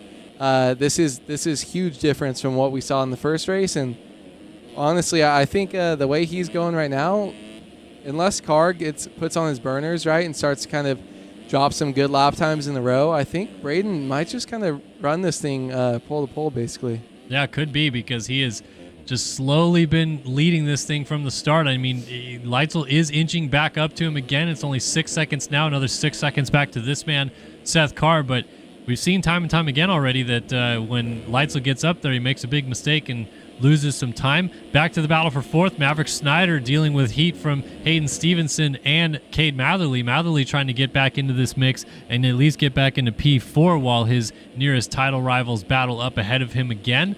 Snyder has been another guy, that triple-digit guy. You don't really talk about him that much. He's been sneaky good this year. A lot of top 10 finishes, more and more inside of the top 5 week after week, and now having a good fight with Stevenson and Matherly here again. Yeah, I mean, Maverick, for some reason, 3-digit on his bike, but he seems to be a topic of conversation kind of a lot. We say his name more than a lot of other riders, and he's just been showing up pretty good, and I think that's why. Maybe he gets good starts and just fades back to where he maybe kind of not belongs, but at some point you're going to have a breakout ride and you're going to put yourself in a better position than you've been in before. So great for him right now, battling with Stevenson, and these two, they're just a little bit off the pace, I would say. I mean, you've got that front group that's separating themselves, but these are still really talented riders, and they're really good. And I mean, Cade found himself behind him, and Cade is working to make a pass right behind him here. Yeah, Cade. He's trying to find any opening. He did get around Stevenson, and then Stevenson got him back into the off-camber. At least that's what it looked like. That's when they appeared back on the screen. So now Matherly's got to get going here and try to make this pass on Stevenson so he can claw back up to Maverick Snyder. 4.4 seconds is the gap out front between Tharp and Leitzel still. Carr is inching up into that battle. We'll keep you updated on that in case anything kicks off up there, but Tharp continues to lead the race as this fight for fifth rages on. Stevenson versus Matherly. Jack Mark not too far behind Matherly. Also, you might see him sneaking into the picture there on the number 100 machine. Then it's Lucas Brune, Max Wilczek, and Joey Carter having a good run inside of the top 10 on the 444 machine. So good fights still happening all throughout the field. We are approaching the halfway mark of this race, about 14 and a half, almost 15 minutes into the moto. 15 minutes plus 2 laps left to go. And we're going to see what happens here as Stevenson lays it down and Matherly takes full advantage. Here comes Jack Mark as well. Going to scoot by on the 100. Stevenson back into the inside, actually holds position. But suddenly Jack Mark right there. Lucas Brune also knocking on the door. And a little bit of variance there as Steven makes one small mistake and has to go right back to battling once again. Yeah, I mean, that's what happens in outdoors. We see these guys, sometimes you're in this hard-fought battle with a couple people. You break away for 1 second, finally halfway through the race, then one small mistake, and you go right back to where you started. Jack Mark, though, sneaky, been really good so far today. I feel like he's been up inside the top 10. Pretty sure he finished just inside the top 10 in the first moto. And right now having a strong showing early on and trying to battle up and fight Hayden. But, man, Hayden is right back on it. He is trying to pull away a little bit and get back up to that fight that he was just in. These guys, we're seeing some great racing, not only from our top guys here in the 250 class, but also a little bit more through the field. And I really like that. We get some diversity in this class and get to watch some other riders kind of go ahead and battle. Both great racing today in both classes on this track so far. Yeah, I mean, I feel like the track has kind of kept everyone pretty close. It doesn't seem like, aside from Carr in the first moto, anyone's been able to find something that really differentiates them in terms of raw speed, and that's kind of nice because as these battles develop, it also keeps them close while they're battling, and that's always fun to see. Let's peek back out front because things are starting to tighten up ever so slightly, and as I say that, Tharp just had a big moment, but Leitzel is starting to put some good laps together, 2 flat 0.3. He has the fastest lap of the race right now at a 158.1 as well. So as Tharp has just been trying to manage this lead and manage his own perhaps heart rate, cool things down a little bit while he leads this race, he's just been watching that gap ever so slightly disappear. And I don't know if he's one of those guys that maybe he has the pit board covered up so he can't even see what the gap is, but Leitzel is just inching him closer every single lap that goes by. And now the gap is 3.4 seconds as Seth Carr also hanging out in the background. He's only 6 seconds off the lead. This could slowly develop into a 3-rider battle for the lead at the pace in which each of these guys are going, because Carr's going faster than both of them, catching them both. But Leitzel is obviously catching the leader, Tharp, as well, so maybe this turns into a 3-rider battle. Yeah, you took the words right out of my mouth. As this track gets rougher, Carr didn't really seem to have any problems with it, putting on so much time, even through lap traffic at the end of Moto 1. Look at this. Now they are getting into lap traffic, and they're going to have to deal with that. Logan is catching him. Carr has lost touch just a little bit, it seems like. So Logan might get there first, but I do have a feeling that even if Logan gets him, Carr is going to be here within the next couple laps. He's just got that little bit heightened speed over these two. But, man, this is going to be a great battle, and I do think it will end up being a 3-rider battle here. Maybe, maybe by the finish line now with how much he's kind of pulling him. Yeah, and this is a panini sandwich, as we always like to say, is actually it changes hands right there. Into the lead goes Logan Leitzel. A slight case of Larocco's leap right there for Tharp is all it took, and Leitzel gets the lead, although be careful right there. A lapper almost jumped in front of him from off the track. So now it's Leitzel leading from Tharp, and Seth Carr entering the rollers behind them. Lappers aplenty for sure, but Leitzel's going to navigate this one well, and he is now leading once again. Yeah, Leitzel with just a great drive over the leap, and one small mistake. That shows you how big. We were questioning in the first race why people were either going inside and doubling on purpose when they could go outside, or whatever they can do to get the drive to make it. That shows you how big of a difference. They were probably half a second to a second apart. And one good thing, look at that, Logan Leitzel blows the berm. That's going to allow Tharp to go right up that inside line and make the pass back in the lead, and now Logan has to work all over again. And all of these small mistakes are allowing Seth Carr to inch slowly forward. Outside line right there. Logan Leitzel going to follow to the inside. They're both battling for the same rut. Logan is going to have to pull in right behind him, and he is still in second. That line that he's taking gets so close so early, but then you have to relinquish to the guy on the outside to get to that rut. Can't make it, trying all sorts of different lines, railing the outside here. What can you do here, Kellen? Oh my goodness, look at Leitzel's going to try this inside line at the bottom of the hill. Tharp kind of pushed his nose a little bit, and Leitzel pulls up alongside and retakes the lead, at least momentarily. Look at Tharp, pulls right back alongside of him down the hill. To the inside goes Leitzel. Tharp to the outside goes down, and Carr goes up in a second. Now he's going to challenge Leitzel for the lead as the 3 and the 15 are out front here at RedBud. Remember, Carr won the first moto. Leitzel is trying to win the second and the overall. They are tied on points for the day, but I think Seth Carr wants to go 1-1 here. Yeah, Seth Carr definitely does, and look at that, right up the inside, small mistake by Leitzel, and Carr is going to be able to come up and make the pass over the flag tabletop right here. We're going to come see these two both over the leap side by side. Seth Carr goes one right inside, Leitzel trying to rail the outside. He almost missed the leap. Let's see if he cases it, and he does just a little bit, just clipped a hay bale right there. Logan Leitzel unable to fight back, and that's going to give Carr some breathing room. Leitzel needs to make the move here soon, or else I think we're just going to see Carr right away with this. 20 minutes into the race, we've finally seen some big lead changes between this group.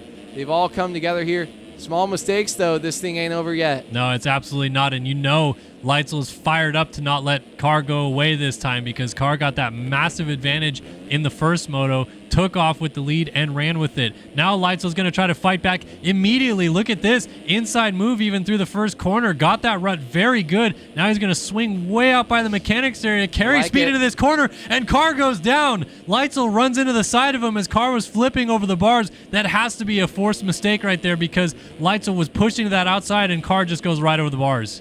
Yeah, I 100% agree with you, Kellen. It seemed like Carr probably saw Leitzel or heard him coming around the outside right there, and he just knew, okay, I have to push a little bit harder. What if he's going for the same rut I'm going for? What's going to happen?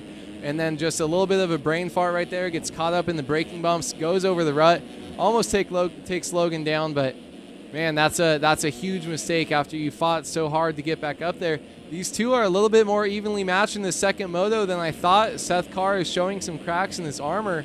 I'm not sure how close he's going to be able to get. And if he's going to, and a huge mistake coming down that hill right there. Clips some braking bumps, 50-50s over that, and then goes down hard. That's going to be another spot, right? Braden Tharp just got? No, actually it's not, but it is much closer suddenly for Cade Matherly. Matherly is into the picture now in third, and he's 3 seconds behind Carr. Now, Carr with a 1-3 would still gain on Matherly on the day if Matherly can only get to second, but that would at least be some good damage limitation for Matherly, get a couple more points back in his favor. All the while, that would actually help Logan Leitzel's case even a little bit, because if Matherly can get up here and take points away from Carr, and Leitzel's able to go 2-1, he'd win the overall outright and gain more points on Carr as well.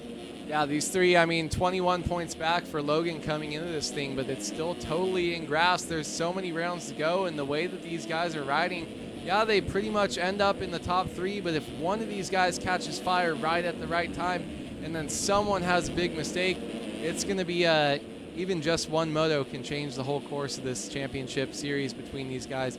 Cade is absolutely laying the wood down right now. He is ripping, and he's trying to make the most of what he can and control whatever he can and work his way forward right now. Maybe not the best drive getting pulled up on by the lapper there, but trying to work his way forward here and see if he can catch Logan. Yep, so now it is Logan Leitzel from Seth Carr, Cade Matherly, 23 minutes into this moto, plus 2 laps, of course, still added to the end, so 7 minutes left on the clock in the upper right-hand corner of your screen. There is Carr, and there is Leitzel well gone in the race lead. Braden Tharp is trying to close back up to Matherly, but he just ran into the back of a lapper and laid it down. Picks it right back up still in 4th. Jack Mark having a really, really good ride now inside the top 5 on the number 100 machine. Haven't talked much about him, but solid performance nonetheless to mix it up with these guys. First moto for him, he was down in 15th, so nice recovery to get in the top 5. He's got to deal with Lucas Brune, though. Brune was very solid in the first moto, finishing 6th, and now he wants to try to get in the top 5 as well. Yeah, Brune trying to put himself back. Once you have a finish in the first moto, and then you aren't performing well in the second race, all you want to do is get back to where you know that you can get there. So Lucas Brune is trying to work his way up as far as possible, and he's getting a little bit sketchy, boner airing all over the place right now. But you know, he knows where he can finish, and he knows that that's where he wants to get back up to.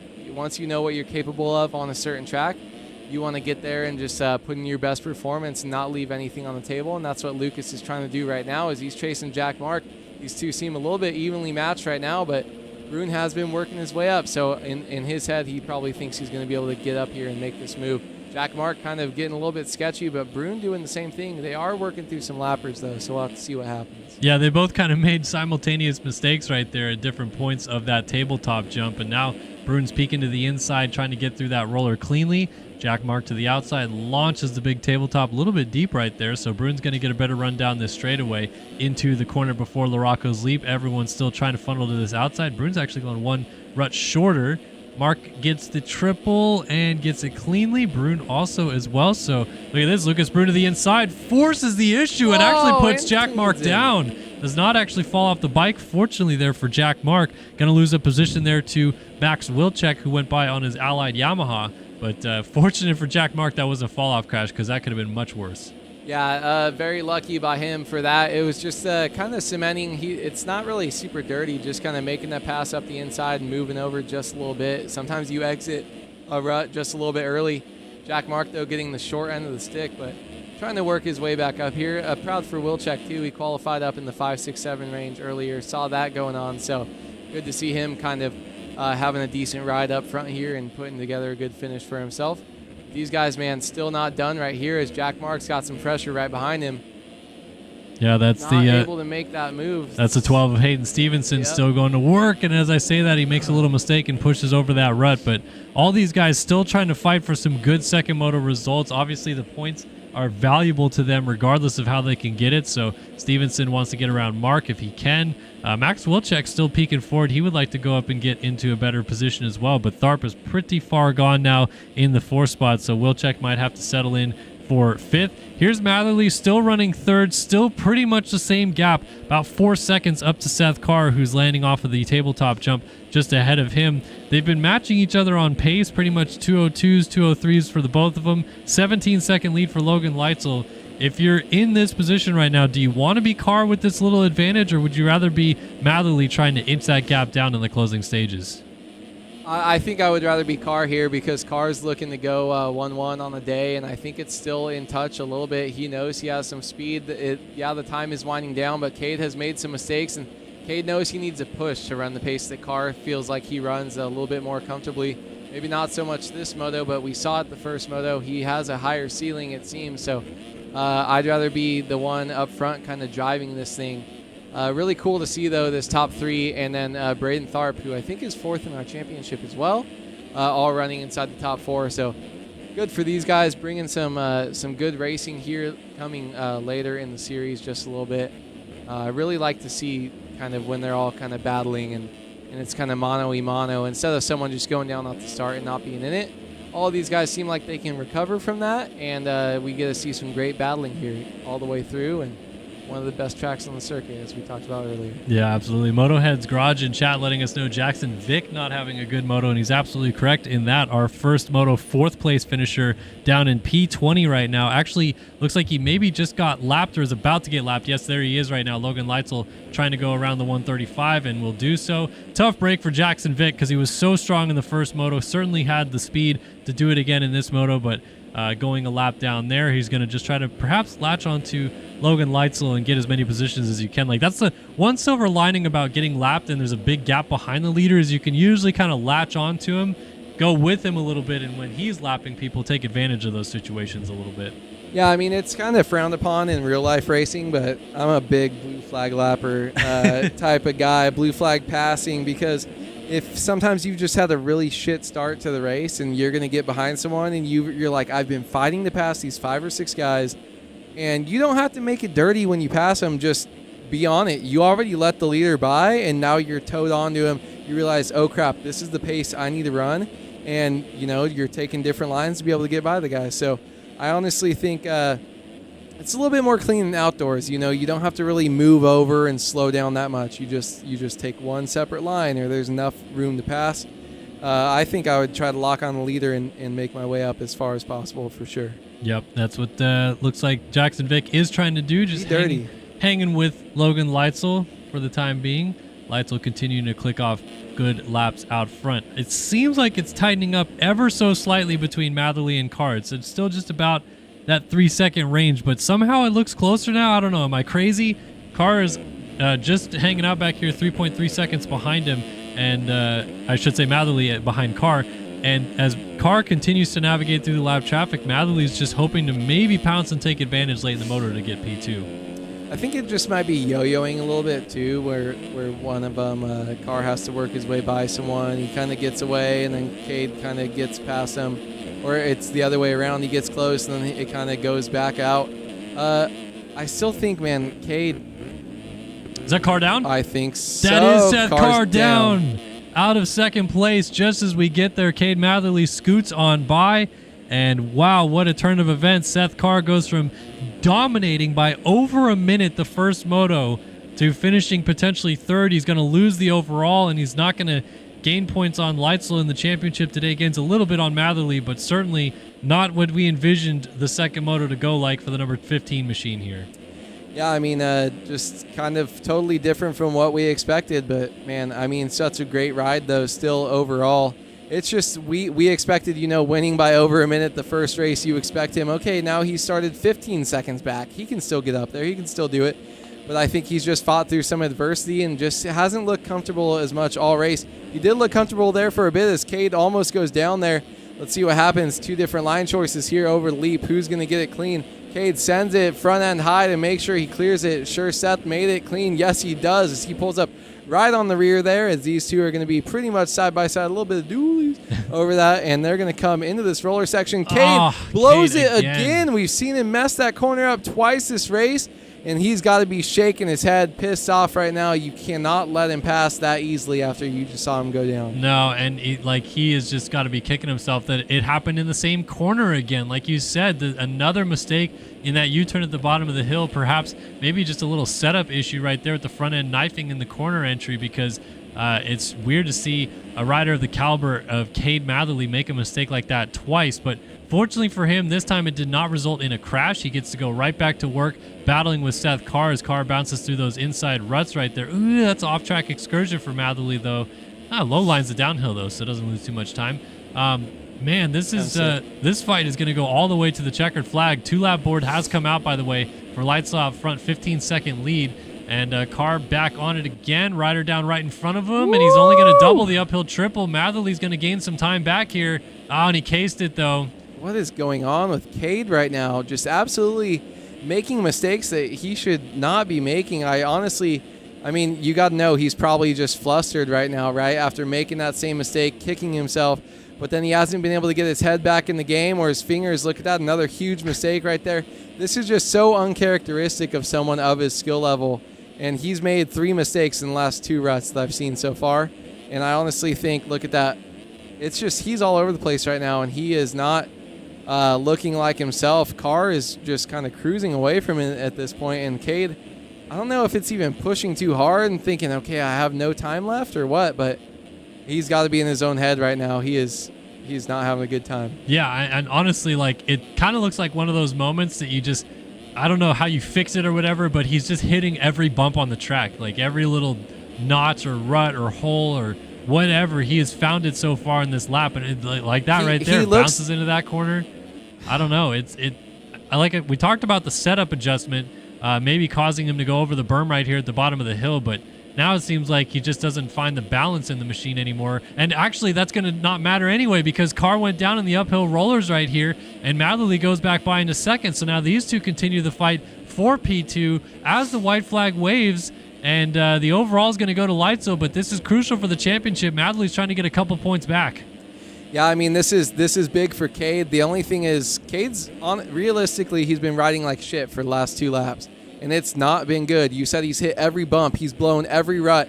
He's blown over them. He's cut down too low. He's just made so many mistakes. And his car tries to push a little bit. Doesn't go off the bike, though, so that still opens it up. If Cade has a mistake, he could still get there. Man, as I was saying that, Carr just one small mistake right there and almost a second one right there. Cade just, man, I don't know. The way he's been riding, he got flustered. He's really got to buckle it down and say, okay, all you have to do is survive for 1 more minute, and you're fine. Yeah, this is, like I said, crucial for the championship. After the first moto, he was 7 points behind Seth Carr. This one will claw a couple points back in his favor, be only 5 back. But really, the man of the day here at RedBud is going to be Logan Leitzel, the former 250 Pro Motocross champion in this game, is back with a vengeance, trying to get back in the winner's circle. Going to gain a few points on Seth Carr of himself, and like you said, enter 21 points down, but a few points here, a few points there. I think he'll leave 18 points back in the championship now, and you just never know. Things could turn around for the better for Logan Leitzel. Not going to get the leap on the final lap, just going to double it and kind of low line off to the side, but just trying to take the safe lines, make sure he gets to the checkered flag, because this is going to be a huge win for the number 3 machine, trying to get back on the right track moving in to the second half of this season. Well, the first moto, he came from way down, 38th place, all the way back to second. This time, he fights through with a vengeance. It's going to be a moto win, and it's going to be an overall win. Logan Leitzel wins the RedBud National in MX Simulator. Yeah, what a great ride by him. Look at Cade still going right here. He's got some room now. Finally, he can breathe. He's fought so hard all race. These guys, him and Seth Carr, both working their way up. They didn't start right in the front, maybe 5th and 7th. Worked their way up, got into a little bit battle late, and then Matherly is going to come out on top right here. Seth Carr coming in with a 1-3 finish here. Going to lose to that 2-1 by Logan Leitzel. That's going to gain him a couple points in the championship. Like you said, a couple more rounds to go. All he's got to do is keep working. Braden Tharp trying to survive after a great start early, leading much of this race. Falls back to 4th, but kind of where he has been in the championship and almost where it seems like he should end up in each race. A little bit further off than we would like. Max Wilczek coming across in 5th, but still being chased by Jack Mark, so he's not in the clean air yet. Let's see what happens. 1 more section to go. Wilczek trying to wheelie through the rollers. Is he able to hold on to it? Not the cleanest. We'll see what Wilczek does. Holds on to it, and he's got it. Jack Mark just short. Lucas Bruin, hard fought, still in there at 7th. Hayden Stevenson coming across in 8th. Race Cobble being chased by Maverick Snyder and Lapper. And the Lapper. Snyder sending it. Now they're going to finish up 8 and 9. Did a sick crooked grind right there on that rut, though. That was nice. And then ends up in 10th. And Evan Holt will end up in 11th in this one. Joey Carter slipped a little bit back through the field, but still P12 is going to be a welcome sight for him. Dylan Dallaire, solid P13 in this moto. Haven't really talked about him at all, but nice ride for him. John Heilman ends up in 14th by the looks of it in this moto. Emmanuel Cepeda will be P15, 16 for Mark Honda's Feitosa, and then Ben Narono a lap down in 17th, Ryan Chelsea 18th, Jackson Vick ended up in 19th, and Alec Horn was 20th. Ooh, look at that One Industries kid. That's actually pretty fire right there. I like it. I think it's just stock, though, with pink. I think he just went something with blue, not even really trying to fit the theme, but still pretty sick. No, I like One Gear, and I'm glad they're coming back. I can't believe no one told Heilman to change his freaking helmet, dude. You had the chance to have the sickest setup, second sickest, because you're not beating Dr. Do, but I mean, come on. God, so Dr. Do is just a riding American flag. It's so sick. Dr. Do's a riding American flag. It is pretty fire, and it so doesn't look like a beta. It's weird. Like, I think it's the side plates that look. I mean, you can see the whole pipe though, so they are tiny. I just don't know what it is. I think it's because he's got the number. Like, the beta numbers normally are on that lower half of the shroud on the rear plate. Yeah, so they're hidden. But like weird. He's put it up high by the fender, or by the seat, I should say. Changes the whole look of the bike, I feel like. I can't believe you got lit kit on a beta with, what is that, freaking UFO gear? I don't even know, dude, and he's got a chest pro Dr. on. Dr. Do custom, huh? Oh, look at that Do. Yeah, it says Do on it. Do the Do for show. Do the Do. Oh, Joey Carter. Good stuff. All right, so Logan Leitzel wins the RedBud National in the 250 class, and I totally put 250 Moto 1 up for instead of 250 Moto 2. Wow. What a moron. I'm going to make sure I get 450 Moto 2 up. All right. Consi coming up. Yeah, but here comes the 450 Consi, and then after that, we'll be going back to qualifying. Can we race? Can we race? Yeah. Oh, man. All right, here comes 450 Moto number 2. Did we do whole shot picks in Moto 1? I think we did, but we can do them again. We can get the channel points to we can do whole shots. We could be bet for you guys. Who you got this time for your Design Lab Co. whole shot pick? So Leclerc wasn't even racing, I guess? Nope.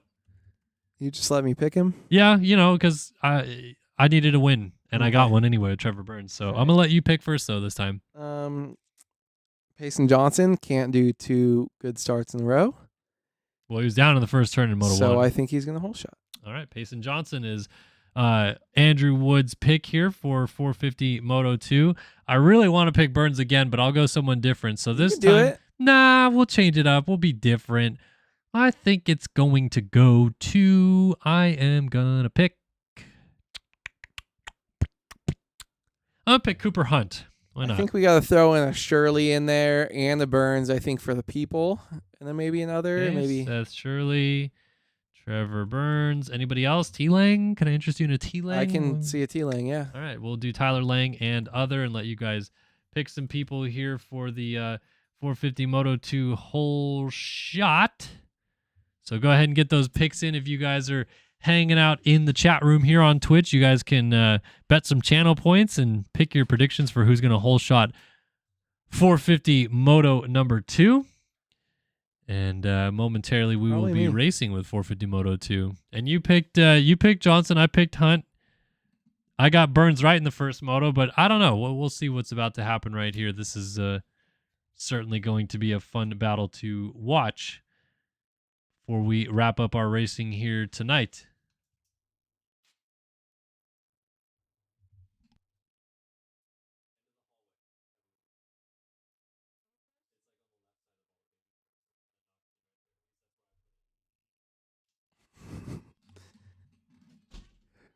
RedBud!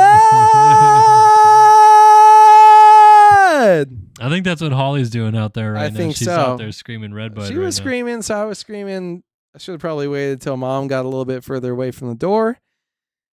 Because she's like, she's screaming. I don't want to hear you scream. Yeah, I know. She's just so excited. So, all righty, folks. Here we go. Welcome the 9 people from Seth Carr's stream as well. They were hanging out. He just watching him get P3 in that moto. I mean, he did get dunked on in Moto 2 a little bit, but still has the red plate, and that's kind of all that matters when the season is done. So as long as he continues to maintain that, no problems could be had there.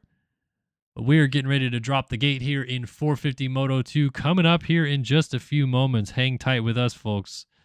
It's going to get wild here at RedBud. You know what would be sick? What would be sick, Andrew Wood? This isn't even about Sim. I want Hunter Lawrence to win the championship now. It would be interesting. The Lawrence domination continues. It would be the, let me think. It would Aussie domination. If Hunter Lawrence wins the championship, this is a crazy stat. If he wins the 450 Pro Motocross Championship, he'd be the 4th rookie in the last 5 years to do it. Isn't that crazy? What? Jet Sexton? Last year. Sexton didn't win it. Tomac won it. And who won it before that? As a rookie. Who won in 21, Wood?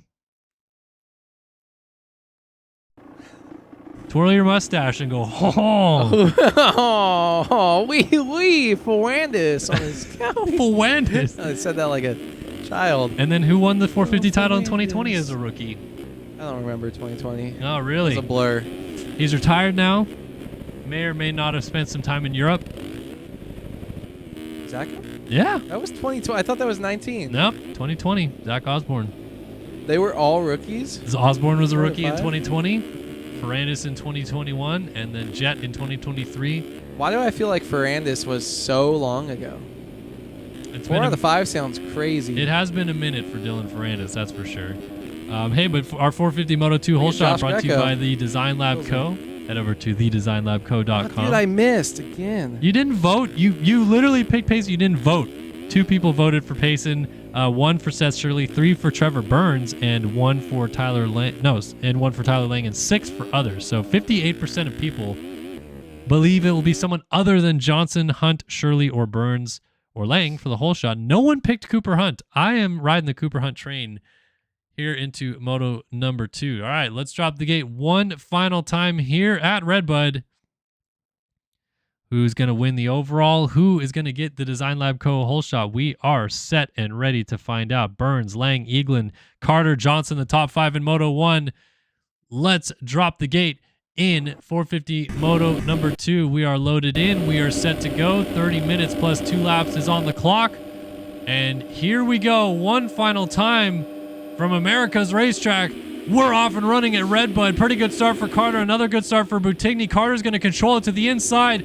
He's got Payson Johnson with him, but Braden Carter to the inside is going to get the Design Lab Co. whole shot on the number 9 machine. It's Braden Carter, Payson Johnson to the outside trying to take over the race lead. Carter into turn 2 is going to hang on to the lead momentarily. Johnson's trying to get it, though. Is Braden Carter Captain America right now? Because he just came out of nowhere right now, and he is crushing it after kind of sucking it up all season, showing sparks of good, but unable to do it. Whole shot, 2 good starts, and the whole shot here, throwing down up front. He is feeling spicy, and honestly, I think a podium is going to be in his future. But Payson Johnson, man, being right there in second, that's not what you want to see if you're Braden Carter. I think this might be Payson's race to lose.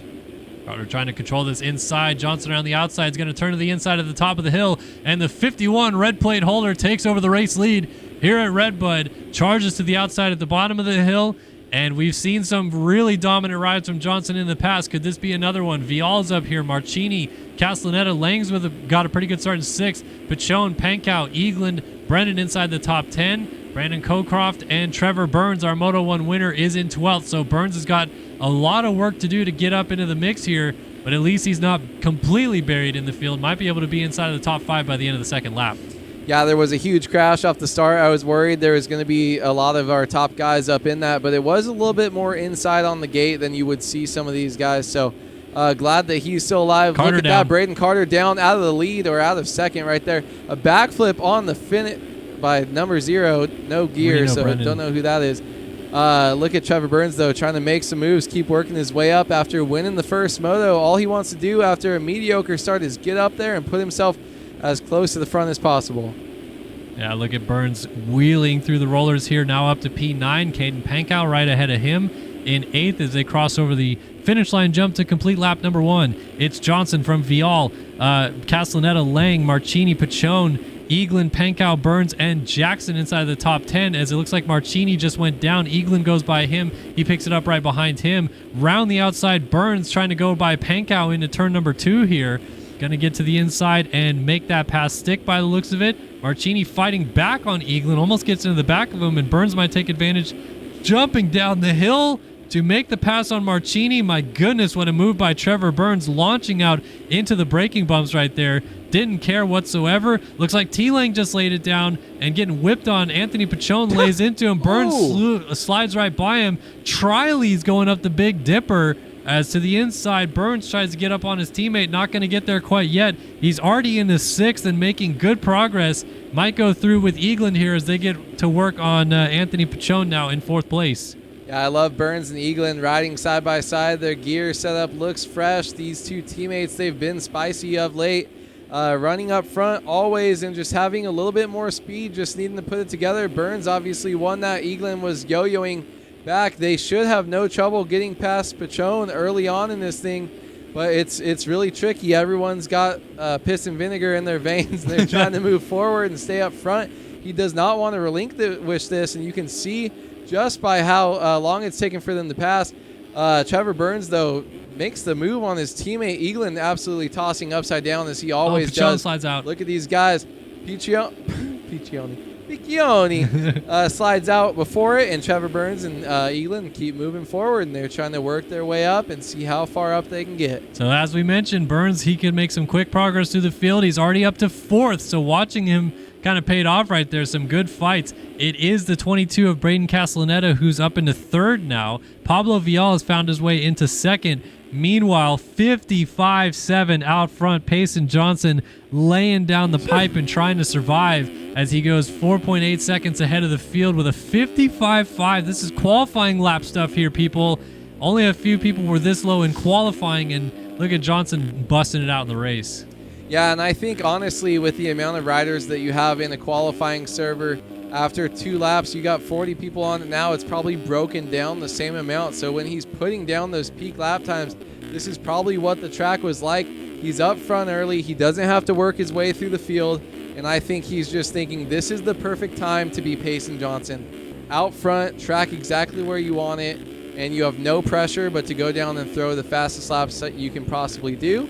And the thing is, he makes mistakes like that all the time when the track is not super rough. And he rides him out, and he's still going to be faster than probably everyone else on the track, even with that mistake. And that's just what's crazy about the level that Payson is at. The bike control that he has. Some people, man, they want to be. Everyone wants to be able to ride the bike like Payson Johnson can. Something he's got going with himself or his setup. He's got something working with the way that he's able to ride, and he's just got some next level skill, fixing those mistakes, still hitting the leap and throwing a little whip there. Look at even like kind of short on it, but it still didn't really matter and gets that inside rut beautifully. It's honestly fun to just go on board with him and watch, because the stuff that he's able to do on a machine in MX Simulator is quite ridiculous, and he might be on pace to run another very good lap time here, even with all those mistakes. Let's see what he lays in this time by as he checks in onto lap number 4 in the race lead. Oh, just a 55.6, you know, not quite as good as that 55.5 he put down, but still, you know, pretty fast, yeah, I would say. We only saw him like blow a rut before the big RedBud table. Let's see. We saw him blow the rut before the leap and kind of case it. And he's still dropping these lap times probably faster than anyone else in this race is going to put down by the end of it. So Payson Johnson, this is when you come to see the Payson Johnson show. This is what you get. Out front early, throwing down the fastest lap times you'll ever see on the track. And these records will probably stand a while when he puts down some of these lap times. So it's fun to watch, but let's see. Do we have anything else going on?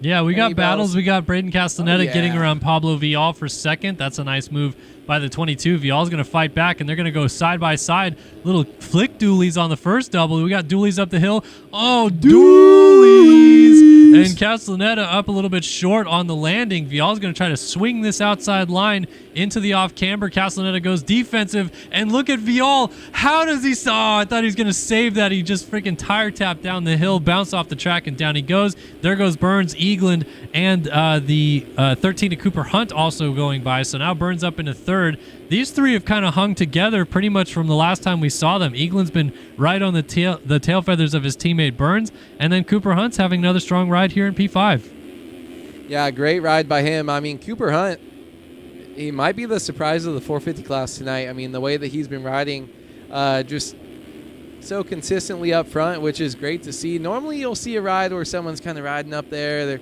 between 3 to 7, you know, they're battling a little bit, and then the next moto, you're like they're non-existent, or even the next round. So Cooper Hunt, hopefully he can be turning a page in kind of where his season's at, having 2 really strong rides and great starts up here. I really like watching him ride, and it's fun to see different names. Look at that mistake by Eaglin. He's going to go up the inside of him side by side over the table, and he's going to be the first one to this preferred rut. No really other rut that anyone's taken here, so that's pretty much a guarantee if you can get there first.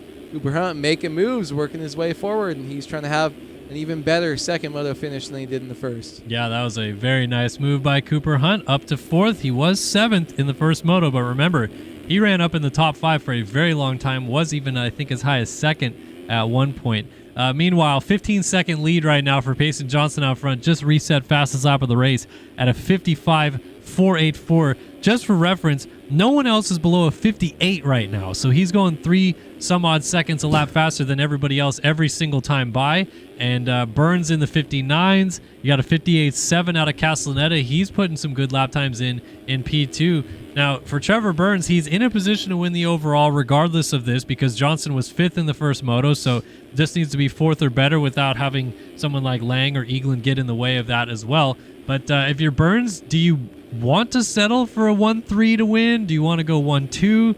Do you need to try to go battle for the win? Because he might get in a second right here on Castellaneta. Castellaneta down on the inside, and Burns is going to go by. Hunt gets hung up, and Eaglin's going to move up into 3rd with that pass down the inside. But yeah, if you are Burns here, do you really want to go try to win this moto, or are you just keen to get the overall at this point?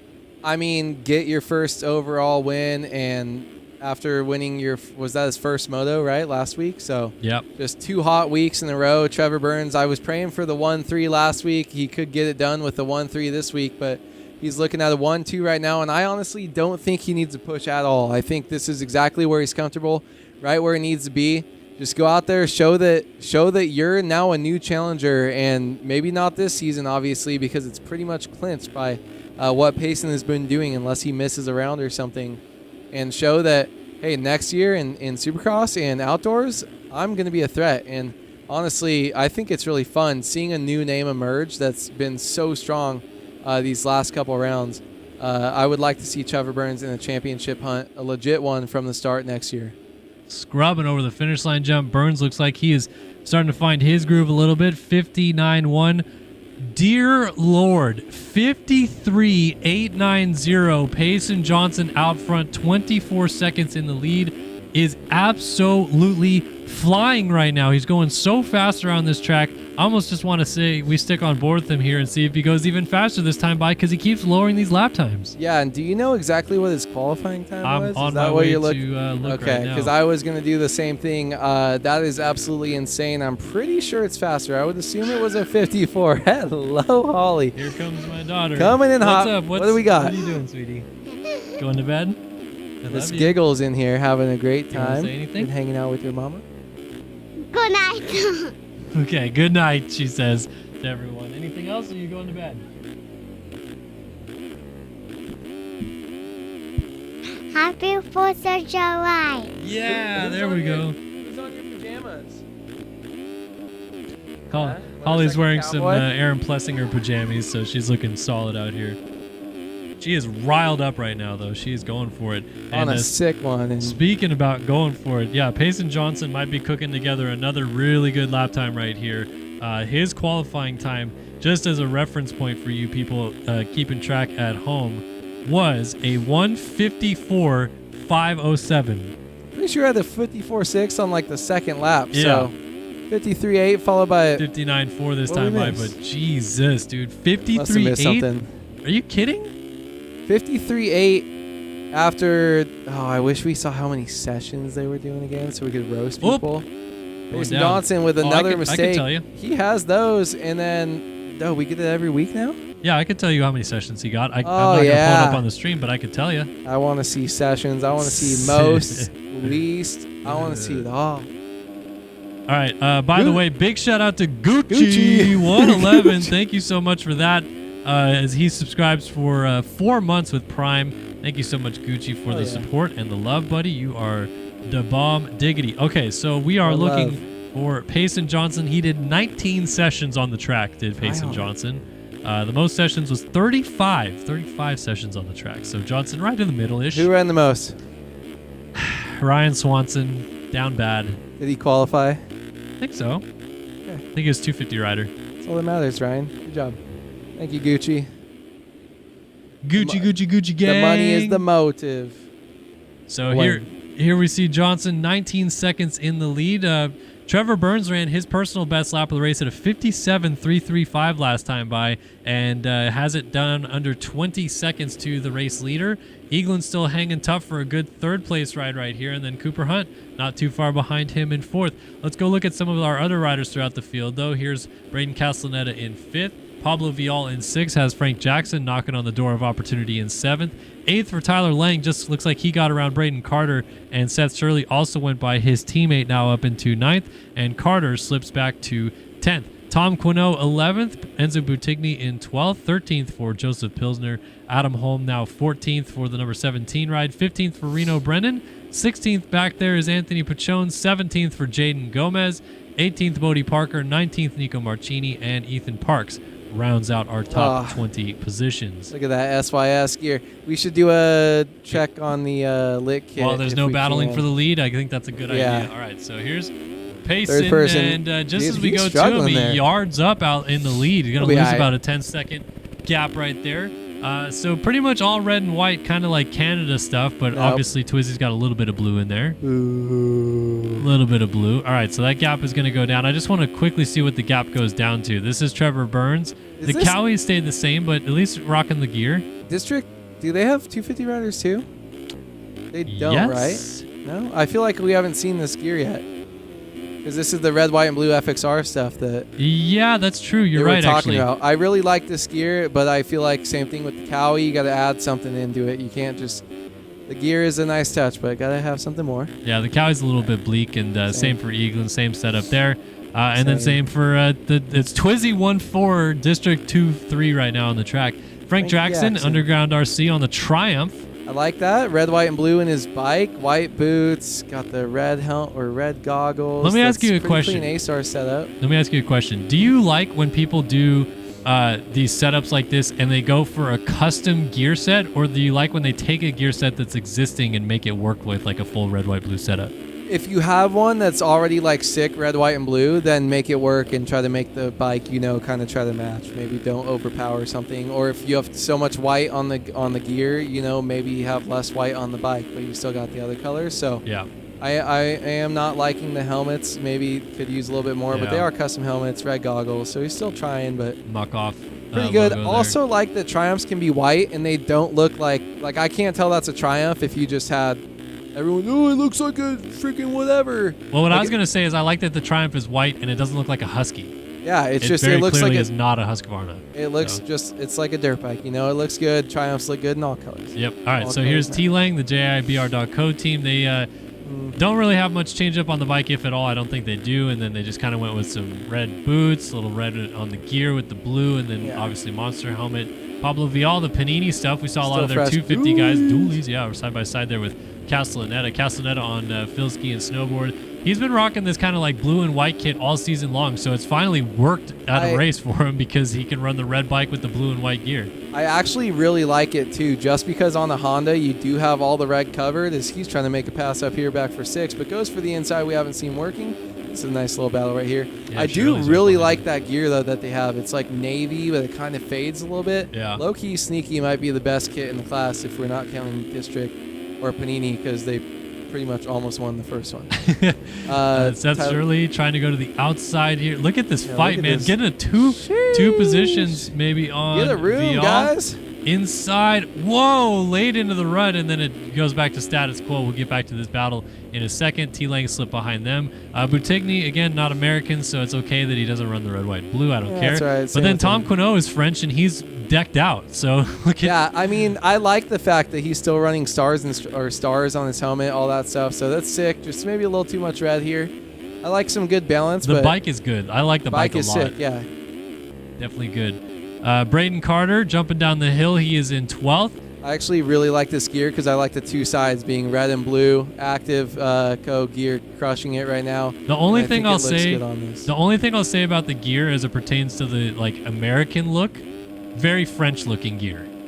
Like this is about as close to like the Team France gear every year that I've ever seen in terms of just like straight up someone made gear. That's true. Yeah. Maybe throw some stars in there or something, and they would have changed it up even on the blue side or something. And then the bike just being stock. You guys are still crushing it. Anyone with red, white, and blue, crushing it. No props question. to you. But you got to win lick. You got to be all out. Joseph Pilsner don't have his skins. Adam Holmes, same as Braden. Bodie Parker. It doesn't go together with the gear because he's not got the red, white, and blue, but Bike kind of sick. A little bit of stars and stripes on it. The stripes on the shroud, the stars all through the blue on the bike. I like it. Still the Red Bull. I think if there was maybe a little bit of red or something on the gear, this could be even a winner with the whole Red Bull kit. Yep. But I really like I like it. Honestly, I think this could win Lit Kit if it wasn't RedBud. Yep. Yeah, I agree.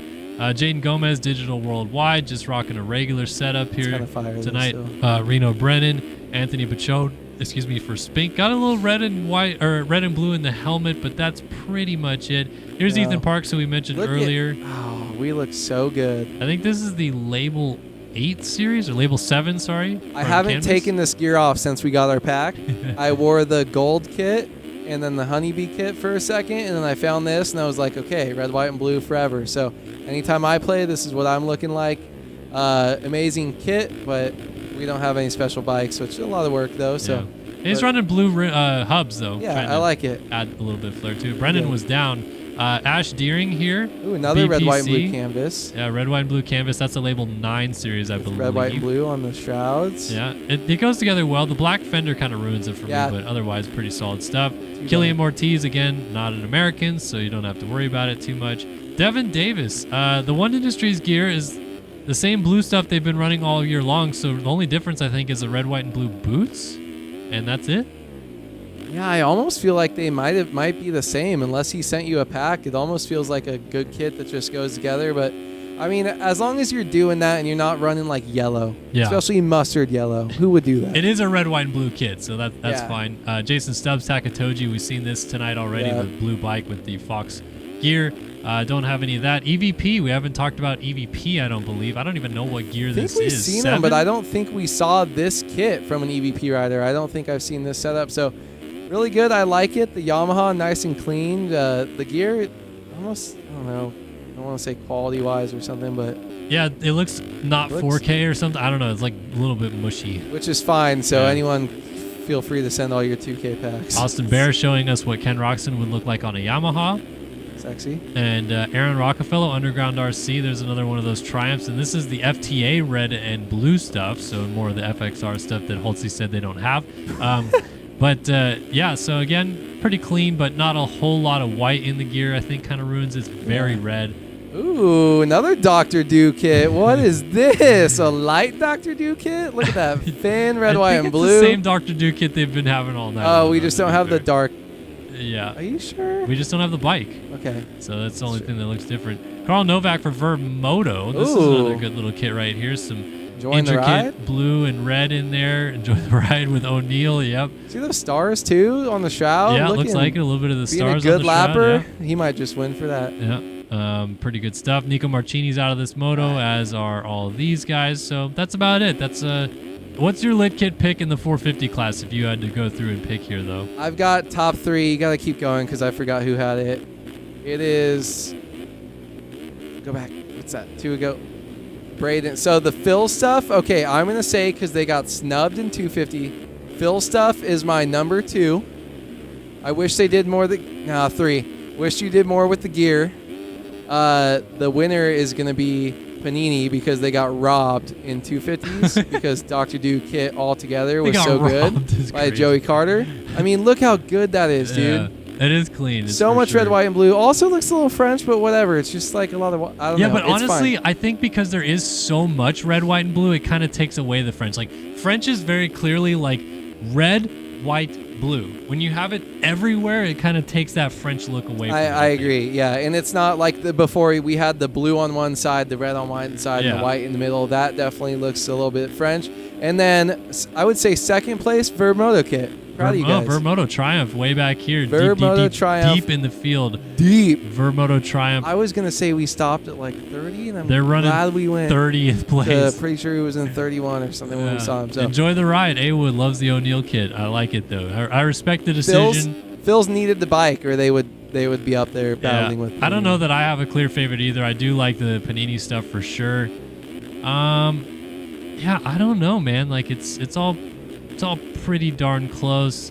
so biased towards Ethan Parks, though. I feel like I want to pick him. I like Quino. I like Quino's full setup. I just don't know if it's American enough for me. Anyway, Burns just went down in second. He's down with the lapped rider. The number 16 at Caleb Hall was down, and Burns is going to pick it up in fourth because going by was Cooper Hunt and Colby Eaglin. So that's a big change because he's still going to win the overall, but he's not going to gain really as many points as he could today. Actually, is he going to win the overall? Let me think. I also don't think he cares about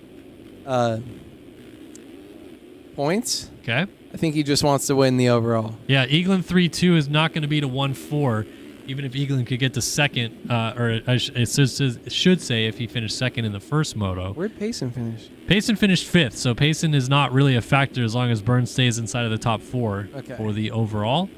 But obviously on his way to winning this moto, he is cooking out front.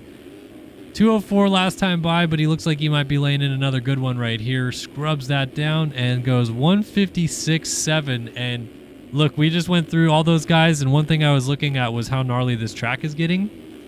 It's ridiculous, and Johnson's still going 156 out here. Payson makes me feel things that I haven't felt in a long time, and I love watching him ride the dirt bike in this game because he's like he just the way he finesses. It's like it's almost like the Jet Lawrence kind of style. RIP. Jumping, he was just outside of the second because you want to swoop right in the ruts, but he was outside of the rut, outside of it, and jumped into the inside rut to like land cleanly. He just plays with the track in a completely different way than other people do, and it's honestly fun to watch. In chat, someone said Payson's on stream complaining that having such a big points lead is boring. First world problems. I hate also that too. went down. Guess what? You don't have to show up next week. Freaking let's start this thing over. A 3-round battle to the death. You won't.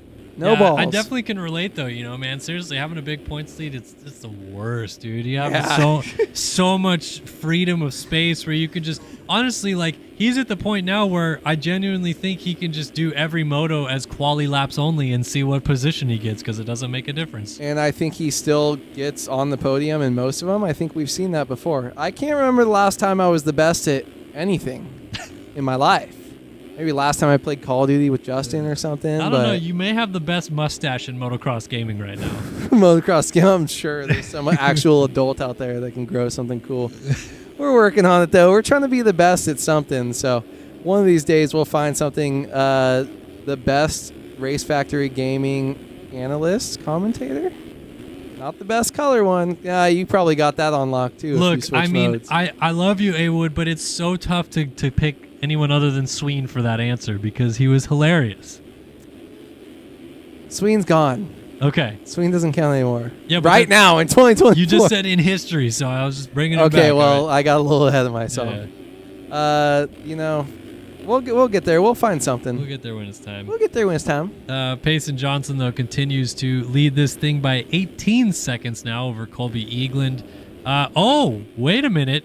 Vial's up to fourth. Burns has slipped behind Pablo Vial, and he's down again. He just lost even more time. So this is going to change the overalls. I'm trying to math the math here. I don't know if a 3-2 beats a 1-5. I think that still gets it for Johnson. Wow, Burns is absolutely throwing now. What the heck's going on? He's back to eighth. So 1-5 is 41 points, I think, and a 3-2 is 42. Do I have that right? Someone help out. Third is 5 back and second is 3 back, so that would be 8 points back. 5-1 would be 9 points back. Yeah. Or 1-5, so 3-2 beats a 1-5. 3-2 beats a 1-5. So Colby Eagland is in a position to win the overall right now.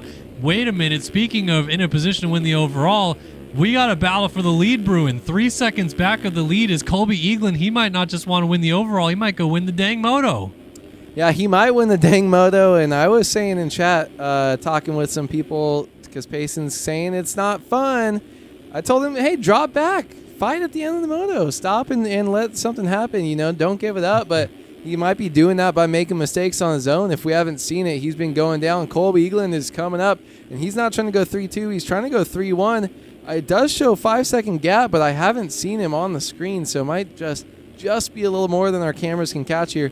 Colby Eagland, though, definitely smells some blood in the water, and I just realized he's got some. Are those gold rims? Yeah, gold rims, yep. It's kind of crazy. It is kind of crazy to go with that setup for sure. That's kind of Certainly wild, a weird Colby. mix, You might have but, lost me there. Anyway, he is 4 seconds off of this man right here, Payson Johnson. A couple crashes, and we got ourselves a little bit of a race with 2 minutes and 2 laps left to go here at RedBud. So Johnson needs to keep it up on 2 wheels.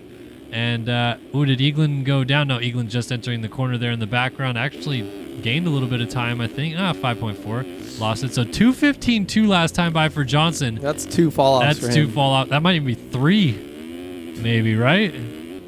No, that's only 2. Yeah. Okay, yeah, 2 fall-offs. Payson's just having a bit of a moment out here, trying to regroup and wheeling through the bumps. Look at how freaking rough that is. We got a lot of lap whoops, traffic dude. coming up here, and he's lapping Ethan Parks, who's that boy? 23rd. There's a group of riders up ahead of him that are starting to battle each other for the final points-paying position, though, and Johnson's got to try to work through them. One of them going down right there, I believe, is perhaps Austin Bear on the 94, or was that Pachone? No, I think that was Bear. No, I don't know. I don't know who that was, but anyway. Piccioni. Piccioni. Yeah, I think it was Austin Bear, but Johnson back to working on Pachone. Davis up the road ahead of him.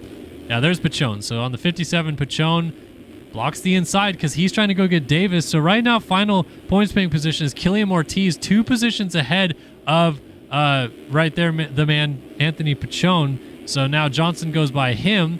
Davis is working on Killian Ortiz up the road, battling for the final points paying position. So this is all guys just trying to score some points. They're not going to be too keen to move out of the way, especially when they're so close together. And this could spell a bit of problems here for Payson. Let's see if any of them move. No, Davis is going right for those main lines, but Johnson to the inside takes that line away. Still going to get the uphill triple. And now Ortiz fighting it out with Reno Brennan. They go wide, and Johnson's able to get by them. So that worked out in the end, but that could have been a little bit dicier for sure. Yeah, I think outdoors is slightly different when we see a lot of lap traffic. You can definitely run into them by being either A, so much faster than them, or B, them falling in your line. But I think what Devin Davis did there honestly wasn't even that terrible. I think there's 2 main lines before that leap, and it's the very inside or the very outside. And I do think that that's the good thing about having so many ruts on the track is just if there's a 1A and a 1B, just go to the 1B because the leader's probably going to want that main one, and these riders kind of know that. So you honestly, especially with someone like Payson, don't have to let up as much as you would probably normally have to do with any other person lapping you. Kind of just keep riding your own race and just stay out of his main line, and you'll be good. He has been going to this inside, which he was going to the second rut there for a while. But, man, now 12.5 seconds on Colby Eaglin.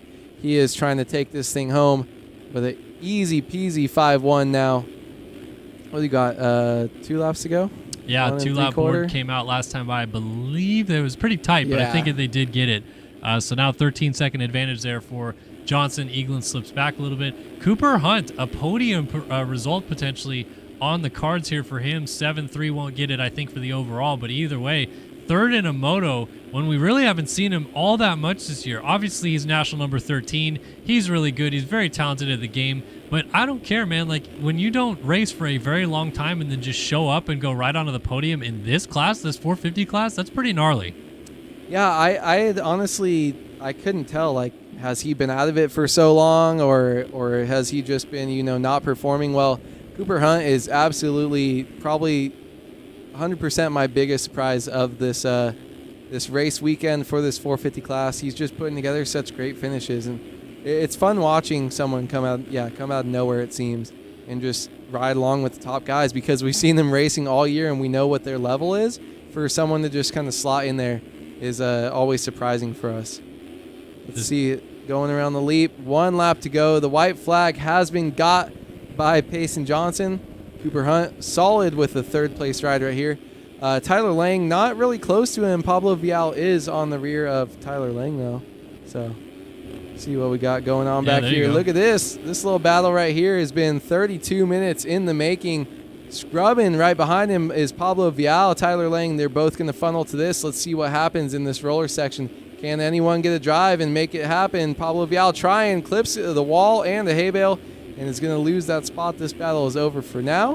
It might be back on. Lang made a mistake. And look, don't look now. If these two get together and they perhaps go down, only 6 seconds behind them is Castellaneta versus Burns. If Burns can get Castellaneta and then go get Vial and Lang somehow, he could still win this overall. That's where he needs to get. Lang right there. Vial's down with Ethan Parks.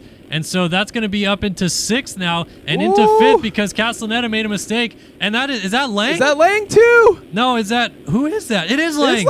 Lang down is going to give Trevor Burns P4 on the racetrack, which is going to be the overall win. How the tides have turned on this final lap. He's got to hold position though because these guys are still hot on his heels. Castellaneta is right there. And then those guys got up in a battle with each other. Shirley, Lang, Vial battling each other. Look at how close they all are going off of this double into the big uphill triple together. So this could be for the overall win if Burns is able to hang on. Meanwhile, let's poke our head back out front. Payson Johnson hitting the leap, getting sideways. We don't know yet if it's going to be for the overall win. With Eaglin still there in 2nd, he could win the overall. Burns could win the overall. It's so up in the air. Who is going to get it? 2 turns to go. Payson Johnson brings us up the uphill rollers. He's on the rear tire. He bounces back from a rough first moto where he gets 5th and charges all the way through this time to pull away and win 450 Moto 2 at RedBud. Now let's see what happens. Eaglin's 2nd should be 3-2 on the day. Burns is 4th. Can he get it to the flag and win this overall? I think the storyline here is we have to keep an eye on Burns. He's got to have so much pressure. He just passed 2 or 3 guys in the last lap for the overall position. What we think a 1-4 would be if that takes it down. And small mistake there. I think it's going to take it though. He's just got to keep it on 2. This is going to be the biggest nerves he's ever felt in his career. This will be for his first ever 450 overall win. Can he bring it home, Kellen? One more corner. Trevor Burns to the flag is going to win the RedBud National pending penalties, but he gets 4th in the moto and charges back to the overall victory. Castellaneta 1.2 seconds down at the flag. Pablo Vial hung tough as well. Shirley gets back to 7th. Lang goes from 4th to 8th on the final lap. He's going to be kicking himself. Frank Jackson ends up 9th. Boutigny looks like he'll be 10th. Quinault, Bodie Parker, Jaden Gomez still battling. Pilsner and Braden Carter having a tussle here for 15th. And they're currently having a debate at the moment on who has better bike control in the game. Pilsner argues it's him, but Carter, always the ever talented rider, moves up and gets into 14th. It's Adam Holmes 16th, Stubbs 17th, Ash Deering 18th, Devin Davis 19th, and Killiam Ortiz 20th. We are going to wait for penalties before we get a decision here because Burns is barely ahead of Castellaneta, and I think it might stand, but we don't know just yet. Yeah, I mean, we didn't watch 35 minutes of racing to see if he's got that. He's got to have less than 1.258 penalties compared to Castellaneta. Can Trogman do it? Trogmania is in chat. All these guys are ready to see their boy, see if he can take home his first ever overall win. This will be a huge momentous moment for him. This is going to be awesome. Once we see, make sure that everything comes through. One rider still to finish. One rider on the finish. Let's see. Kellen will give us the call. And we will see if the penalties change anything, or is Burns going to win it? He does. Trevor Burns wins the overall at the RedBud National. A 1-4 performance gets it done for the District Designs number 40 today. What a race. What a final lap. Came through to get it done. Johnson wins the moto. Burns wins the overall. And RedBud certainly delivered. Andrew Wood, that was a heck of a lot of fun. Let's jump back in studio with you guys to wrap this thing up here. Man, oh man, that certainly delivered. That last lap was a lot of fun. Yeah, I mean, that was awesome. You got to think the nerves that Trevor Burns had going for him right there after getting back into the spot to where you could take this thing home. I mean, I feel like he felt like it slipped out of his grasp and he just got gifted that right back. Obviously, he worked so hard, but I can't imagine the pressure he was going through in that last stop there. Yeah, that was probably insane in his head, and what was going on with that was chaotic to say the least. But yes, Payson Johnson does win the moto, continues to hold his championship lead to a very high standard. Seth Carr leads the MX or the 250 class still by 5 points now over Cade Matherly after a 1-3 performance on the day. Logan Leitzel wins the 250 class. So we had two different winners than we perhaps expected here tonight. Leitzel and Burns getting the dubs, but that's why we go racing, man. It's fun every week. Yeah, and I mean, I think that this 250 class, I don't think we can count any of these guys out. I think there might be some specialty track stuff that you see coming from them. Logan Leitzel coming back, stealing just a couple points away, 3 points back. Cade Matherly slipping a little bit further away from Seth Carr, but these guys are going to be fighting down to the end. And the 450 class can still show us that there's great racing. You got Cooper Hunt coming back. You got Trevor Burns winning his first race. Payson Johnson doing Payson Johnson things. Both of these classes, regardless of the point standings, are amazing, and I'm super excited to come call these with you every week. Oh, it's so much fun to call these Race Factory Gaming National races every single week, and that is the RedBud National done here in MX Simulator. Thanks, A-Wood, for joining me. Always a pleasure. Welcome. And big shout out to the Race Factory Gaming track crew, RaceFactoryGaming.com, for all the work they put in, the Design Lab Co. for backing the stream, and all of you that tuned in tonight. We had, I think, 6 new subs here tonight, so thank you guys so much for the support. I know Gucci jumped in there late. Who else did we have? We had Epdana 2, we had Nasty SDS, we had OGBPC, Gucci, like I said, and Run Up Frisky jumping in last minute here with a Prime sub. Thank you so much, Run Up, for the support, and everybody else that follows, subscribes. Thank you so much for tuning in to round 6 of the Race Factory Gaming National Championship and MX Simulator live here on Star Systems TV. We'll see you next week for more RFGP and national action. Millville next week, always a great track to call. Thanks, guys, for tuning in, and we'll see you then. So long for now.